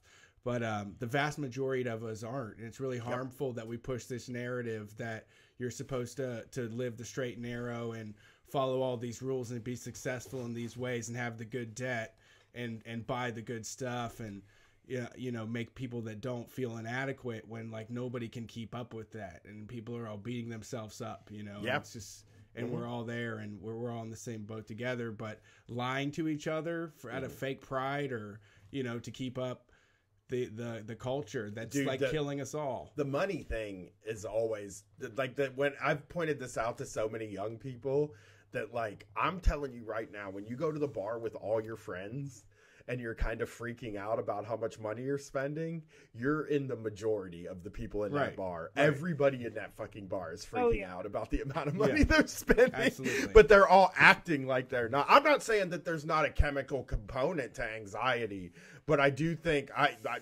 like to tell people that I hope that there's that there is kind of a light out there that by the time you get to your 30s, you generally figure out how to cope with it a little bit better and they become a little less debilitating. I guess. I mean, you're going to take a lot of bumps and bruises right now in your life, and it's just part of the maturation process. But in the future, things hit a better stride, I think. Heading into my 30s, I did feel like I had, done the work of being out there in the world and taking my lumps and was way more confident and knew who I was more, and I kind of understood how my brain worked. And you gotta really just do you the best that you can and live your best life, because that's the way that you're going to feel less anxious, that you're going to feel less of these pressures and all of those things when you feel comfortable. And then the people that like you when you feel comfortable, they're going to help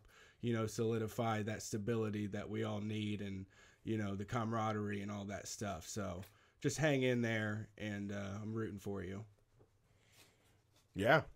Sweet, thank you. I'll feel better when we have Medicare for all and I don't have to deal with that bullshit. It's gonna happen. Totally we are gonna win. It is popular. We will win. We will get everybody health care. It's single payer is happening, buddy. I think so. I don't want to be a net negative on it, but I do think that single payer can happen. Yeah. It's going to take a lot of fucking work, and it's going to be really hard. It's like, again, think about what you used to think about how you used to think about weed being legal. Right. Think about 10, 15 years ago, you're in Ohio, and you're like, I wish there was a weed store. Now there's a fucking weed store here. There's weed stores here Weed stores in are Ohio. happening. Yeah. Like people, it's socially acceptable. Yep. No politicians helped with that. Right. That wasn't something that politicians helped with. And I really, really, really think that we're going to get Medicare for all. I think it's going to happen. I think we can win this thing. I believe you. All right. Well, let's get these next calls in. Thank you for How many calling we in. got? We appreciate it. Thank you. Have a good night. What do we got? How many we got left? We got 2 left. 2 left. We Let's got get a half them. hour to go. We got 20 minutes, 25 minutes to go. Yeah. We're gonna do this. We're gonna make it. Ooh, I'm gonna really hold in this pee. I'm gonna go pee right now while Brett answers his phone. And Brett will answer and talk on the phone, and then I will come over and talk. Who am I talking to? I'm gonna do Unjai breath. Hey, what's up? This is Bran from Chicago. How's it going, Bran? Are you there? Yeah, I'm here. Brian Hey, is I'm taking doing well. taking actually a leak right now, but I'm listening. Awesome. I actually messaged you back in August on Twitter, Arthole, about that Okay. burlesque show whenever y'all came to town. Oh yes, you know what? And it was like I really wanted to go to that. I really did. It's one of those moments when you realize that your children are like stealing away part of your life, you know, because you can't go out to cool burlesque shows anymore. Absolutely. We had the whole Hey, family it's with great. us. Next time. There'll be another time. I actually... Yeah, absolutely. in We'll come between back the to time I Chicago, and messaged I would love to see one. Absolutely. Actually, I ended up breaking my foot like 2 days after I messaged you. You're gonna have to put your hands in. And wasn't able to do the show anyway. But but I was still around. So we'll see you next time. But hey, I just wanted to call you in, man. I'm like a theater professional here in the city, and through breaking my foot in an industry where you're not like guaranteed employment, I actually had like an interesting experience with unemployment here in Illinois, where if you're injured, you cannot collect unemployment insurance due to an injury. It has to Even be if workman's you, comp. I'm a server outside of theater. Exactly. But I'm a 1099 contractor for the arts, so there's usually not workman's comp attached to that. And my other job is a server and a bartender. And since I wasn't on the job there, no workman's comp, no unemployment of any kind. Yeah. It's like a weird gap you managed to fall into as a freelance. So what are you like stuck with? Fun to work like, out for. Oh yeah, I mean it sucks. I am so lucky that my wife works. And it's like one of my goals with Street Fight is to get my wife get my wife out of her job. You know, to have her work for us instead of working at her job. But like the number that we have to meet to make that happen is so high because she carries the health insurance for my house. Oh, so high. Yeah. Absolutely. And when are you going to get to a point where Patreon can cover like you and family's health insurance and vision and dental? That's like an absurd amount of money for a Patreon podcast to pull down for 2 families of 3, you know? Yeah, I mean, we're hitting the road more, which is going to bring in more money. Like, there's a few things we're going to do. I mean, we're going to, hopefully the Patreon will go up, but we're also planning to like hit the road to make some more money too. But it's like being a freelancer without somebody in the family with health insurance you can't do it. I don't know how all these people, well, I mean, I know how they're doing it by not having health insurance. Go into debt. Yeah. Yeah, exactly. How'd you get through it? Like, what did you do to get through this thing? I managed to have a little bit of money, like a little bit saved up, and I got paid from the company that does that show in which I got injured.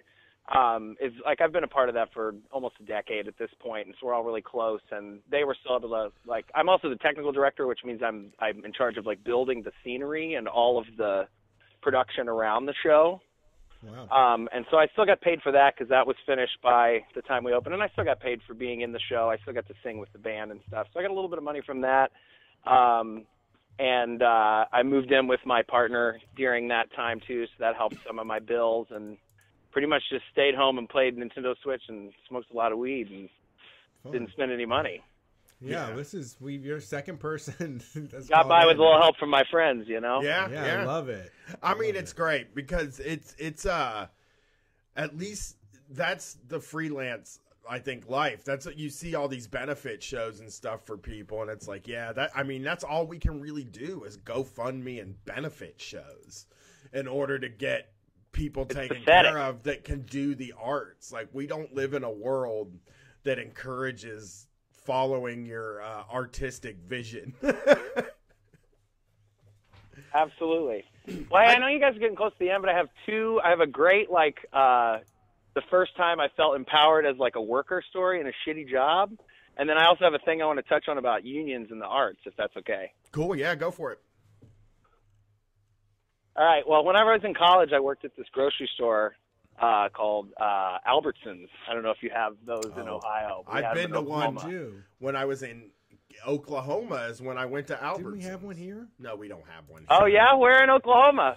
I spent a summer in Tulsa, Oklahoma.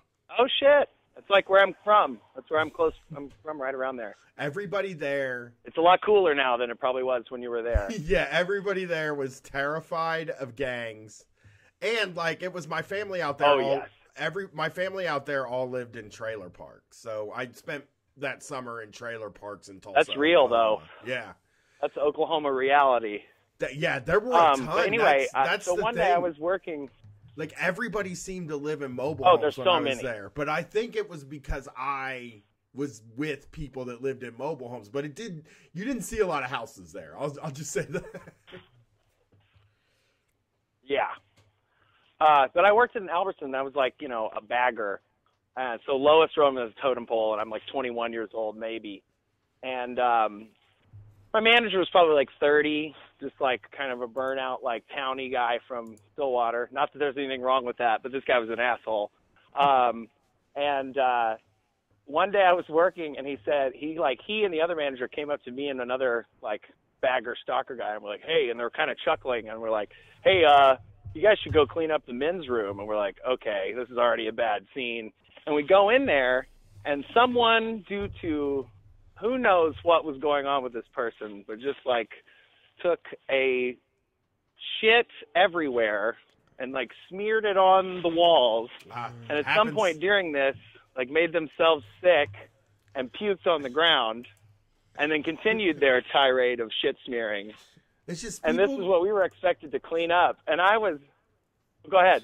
This is the thing about public restrooms. Anybody who's had a job that has a public restroom, there's going to be doo-doo smeared on the walls. That's just the way fucking things are. I don't know who does it. No, but somebody it's so is hard to always. predict. I know, but because women's Somebody rooms get does it it. too. It's not just men's. The towny rooms. doo-doo smear. Yeah. It happened in a women's restroom when I worked at the toy store. Yep. And I took a mop and I just slopped it all over the walls. Yeah. Like I took water and smeared it all over the fucking walls, the mirrors, everything. I just coated it with the mop. I wasn't going to touch a fucking It happened thing. at Chuck E. Cheese. It happened at McDonald's. It happened at Kroger when I worked people there. are just, I mean, we're animals. Yeah. Some people like to rub their doo-doo on the wall. Me and this, oh, it's horrible. But you wouldn't want to do me it and at this your other own stalker house. who was probably like in high school. Oh God, no! Why No. would you do it anywhere? Well, I mean, But it happens. if you're It going to happens. do it somewhere, you're not going to want to do it at your own house. You're going to want Yeah, to you don't go wanna out clean it somewhere up. where somebody else has to clean it up. That's all I'm saying. So me and this like other stalker who's like 15, 16 in high school go in there and see this horror show, and I look at this guy and I go, "Look, dude, we make $6.15 an hour. There's no way I'm cleaning this up." And we walked back out to the manager, whose name was Aaron Balls, and I'm not even kidding. It was his last name. And I go, yeah. "Balls, we are not cleaning this up. We don't get paid enough. I'm sorry." And he's like, "Really?" And I was like, "Yeah, man, I'll just leave. This is a summer job. I'm in college. I don't care." He was like, "Oh, Nice. shit." And then he and the other manager walk away defeated. And I remember feeling the first time, like me and the guy like gave each other a high five. We're like, "Yeah, man, worker solidarity right there." Yeah, that's how unions form. Is somebody doesn't want to clean shit off the wall. Feel like they're powerful. You better pay me more. Exactly.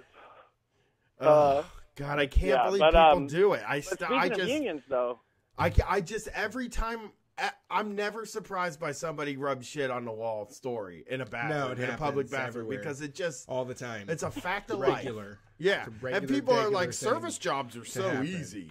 People are always like, service jobs are so easy, and it's like they clean the shit off the wall Yeah. after you rub your rich people shit on them. I assume it's rich Yeah. people now. Yeah, no, it's some weirdo in a suit that carries like a fucking press suit in a backpack and then poops everywhere, plays in it, and then like washes up and leaves. I know. I don't get it, but it happens. It's wild. I know that's life though. But yeah, man, there's shit everywhere. Yeah.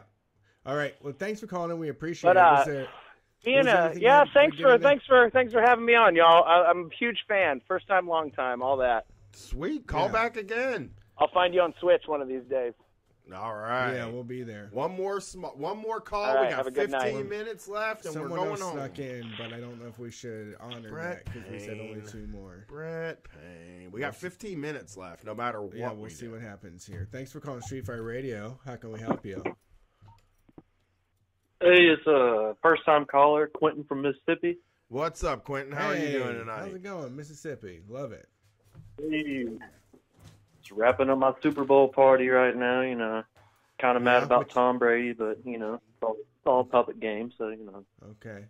What's your hits? Like what do you do? What's your spread for Super Bowl look like? Oh man, I was going all out for the Rams.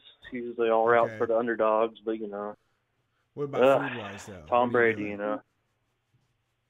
Oh man, queso, a little bit of buffalo dip, you know, wings, all the The classics. good stuff. Yep. All right. Good to hear. Oh yeah.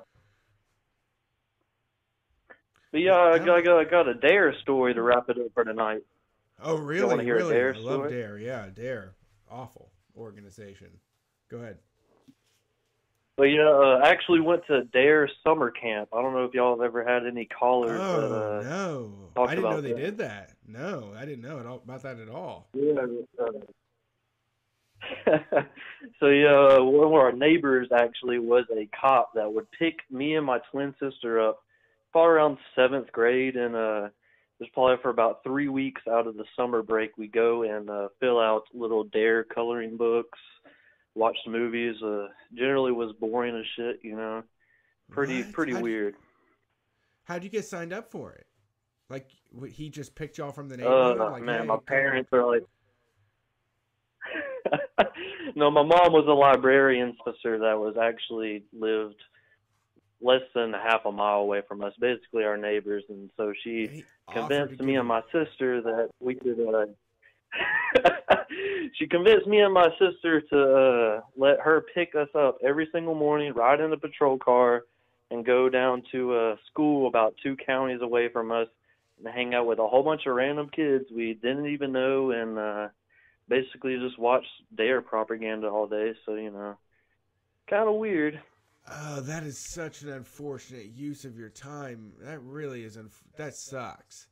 Like my It was kid, at least a whole month of the summer break, too. So.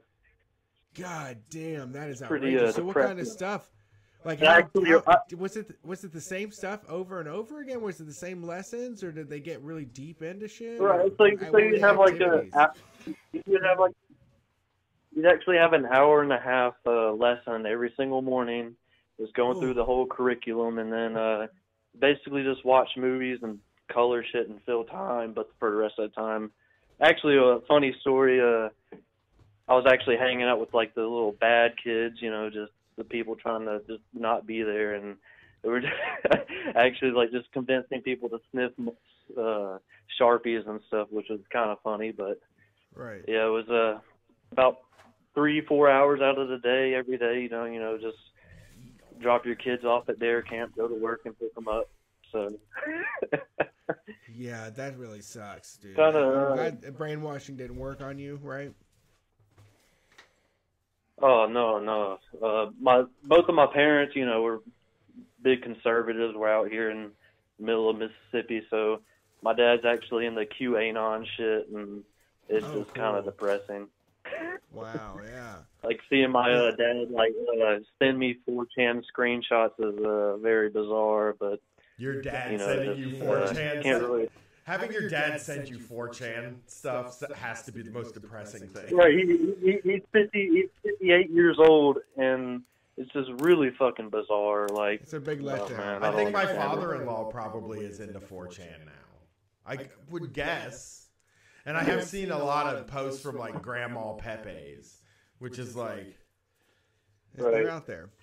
That's depressing. That sucks. And being like a 15-year-old kid that has surfed 4chan before, and then seeing their dad send you screenshots 10 years later is just super bizarre. Yeah. Your dad just getting into your edgy stuff from like 2011. Ah, man, Reverb's back. I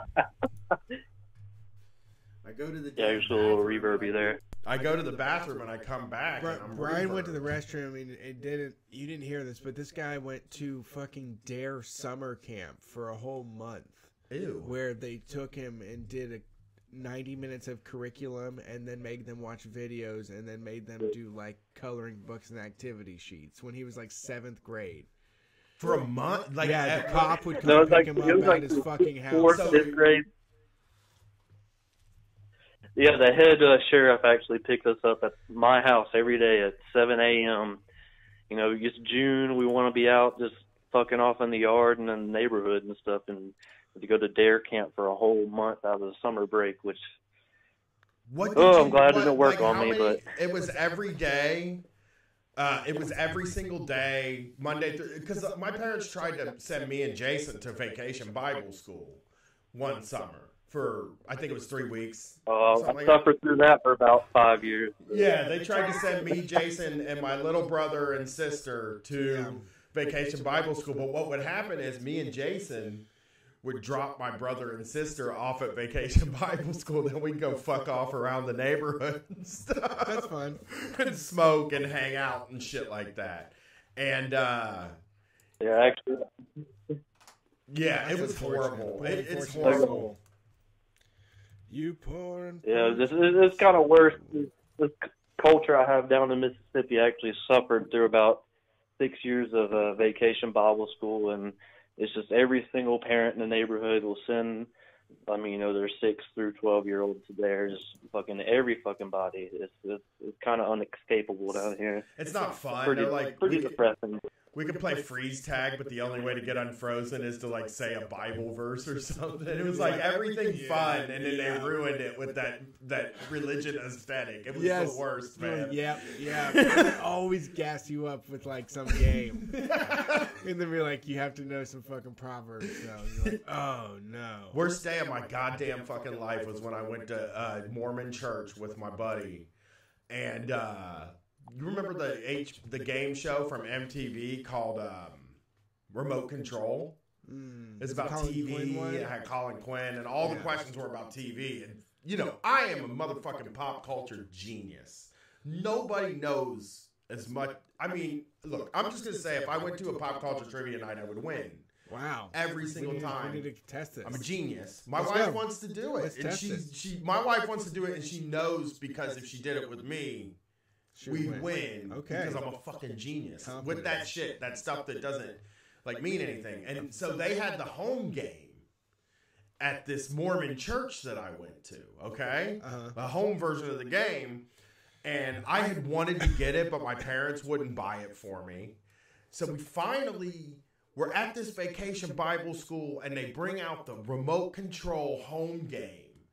And we're getting ready to play it. They're like, everybody get in a line. We're going to use these remote controls as clickers. Right.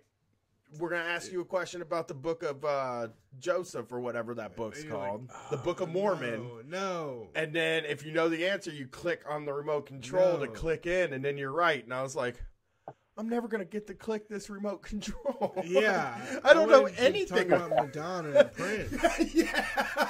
I thought we were going to talk about My Three Sons, man. What the fuck? Yeah, this is weird. I want to do Little Shop of Horrors trivia.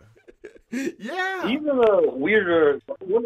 one of the weirder events I've been at all these churches around here is where it's like a theater where they take you to all the different rooms of the church, but each room is like a different act, and you follow these characters around to heaven and hell, and I don't know, it's just very odd. Like there'll be a scene where you go into a room and these people will be like a diner, and some guy's selling drugs, and some drunk driver drives up to somebody, and then they take you to another room, and it's hell, where the drug dealer's down there, and they're like joking with the demons and stuff, and then they take you to another room where it's heaven. I don't know. Have you ever heard of that? Oh no, I forget I've heard what of the it's hell called. houses. I have heard of the haunted houses. Right. That's actually what it's called. Yeah, Hell House. Hey, you Right, ever heard of that? it's super odd. There was And near then me the growing up, there last was a room place- you go into. There was a haunted house near me Yeah, growing up I'm called sorry. Hell Stop. Yeah. Where instead of being a haunted, it was like a semi-haunted house thing, but it was about somebody that drunk drove and crashed their car and died and ended up in hell. Yes. And then you went into hell. Yes, that's cool. And then they hit you with like the solution after that, like, you know, little Bibles. You should have been drunk on The Jesus. weirdest part. The last room is always heaven, so you go in with the party. So I was with my mom and dad and sister and stuff, and they all have your names down, and they have like God from a megaphone calling down like everybody's names and saying that they're with Jesus and all that stuff. But yeah, it was very odd. Did heaven seem cool? basically, Like that is. It's funny because that like heaven is their big selling point. Like Christianity, heaven is like the thing that they're really selling you. You know, it's like when you die, you get to go to this great place, heaven. So I now forgot, but they're putting together heaven. That this is their moment to show you what heaven's like. Is it good? Right. And they had the actor Jesus actually when you get to the last room that just comes and shakes everybody's hands and touches them on the shoulders and shit. It's just it's pretty freaky. So but, heaven is everybody just- loves it down here, man. That's it. Heaven is just Jesus will come in, he'll say your name, he'll shake your hand, and then you sit in a room, right, for the rest of eternity. Sounds great. Right, and you go into like the congregation area, and everyone's trying to like say, "Well, did it affect you tonight? You feel calling to come to the altar and talk with us and everything." And I've gotten tricked into that multiple times. But of course, I was 10 and. Can I 13, ask you know, how? but Can I it's ask just- you how many? Did you go to mega churches? No, I just went to really small Southern Baptist churches around here. It's Okay. just a small part of Mississippi, but When did you realize you weren't religious? man. Well, actually, my father made me get baptized twice, and it's just, I don't know, it's just, everyone around here is, you know, it's just kind of small Baptist churches. Everybody talks shit about each other in the churches. You see a whole bunch of evil shit, and this, it's just pretty unfortunate down here. I guess I always kind of thought that way, just never wanting to wake up on a Sunday and go to Sunday school every day at 8 a.m. on, you know, just 8 a.m. Just, you don't want to wake up at that time as a kid, you know, you just Saturday or Sunday off. But yeah, it's it's always been pretty weird. Yeah, yeah. I feel for you. I never had to go to church. My parents were not into church. Same. My dad says he's religious now, which is really weird because like there was nothing in the house. But I guess, you know, you get to be 60 years old, you're need something. start to get religious. Yeah, makes sense. All right, No, well, thanks for calling in. You want to see if we can get this last caller in? Sure, it would be nice. We got one last caller. We got 3 They're not minutes. in. They deleted. All right. Well, have a good night. We're out of here. That's the show. Thanks for listening to Street Fight Radio. We are your #1 anarcho comedy radio show on any station across the nation. We are here every single Wednesday night and Sunday night, regardless of what's going on, even if it's the fucking Super Bowl. We're taking your calls 9 p.m. to midnight every Sunday. We're doing our live show. What time? Do we have a hard time in the live show? Should we get one? What time is it? 10, 11? What? The Wednesday show. Yeah, it'd be cool if we could get. I think it wouldn't be impossible to get on at 10. I think 10. 10:15. 10 o'clock. Yeah. Wednesday nights for the live show. The basement show. That's just Brian and I talking shit back and forth, covering the news, enjoying mentholated, tobacco-flavored vodka, and having a good time. If you want more of what we do, head over to patreon.com. We do an exclusive zine, exclusive writing every single month. That's only $3 donation once a month. Every single month on the 1st, you get charged. You also get access to our bonus shows, the bonus audio. For $5 a month, we have all of our bonus video stuff.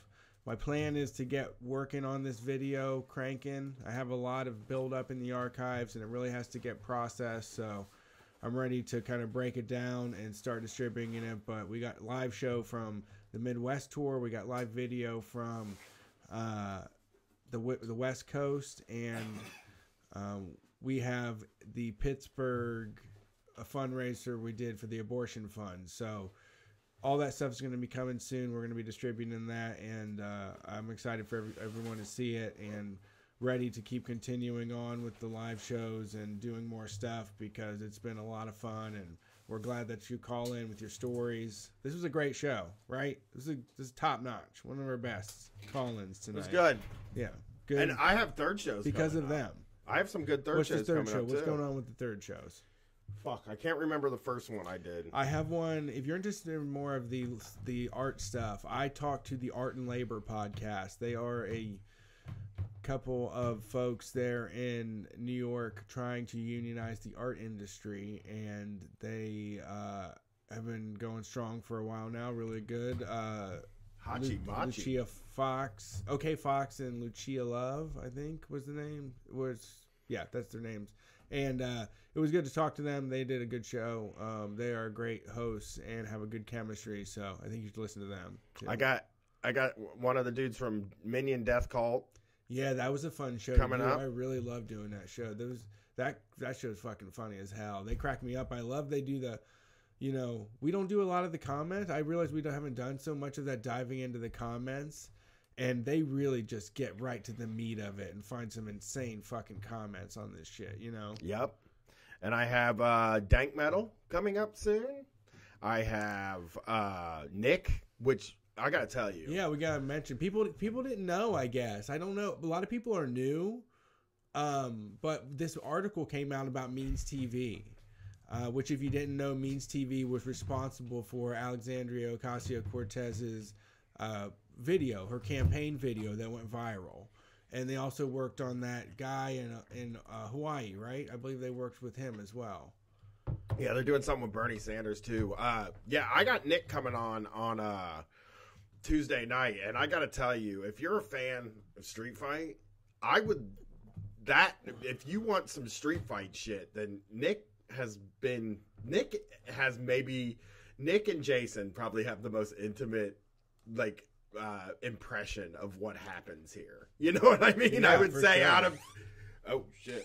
out of all the people that are like around this show, the two people that see the most of us are Nick and Jason. And Nick was on the road with me and Brett for that whole first year. Yeah, he slept in the hotel rooms with us for yeah. a lot of our shows. So it's going to be a fun show. He's the one that got us fucking kicked out of the. He got us kicked out of the hotel in New York. In New York, yeah, that Yeah. was because of Nick, the guy that runs Means TV, that new socialist Netflix shit y'all have been hearing about. Yeah, so I'm sure that show is going to be really fun.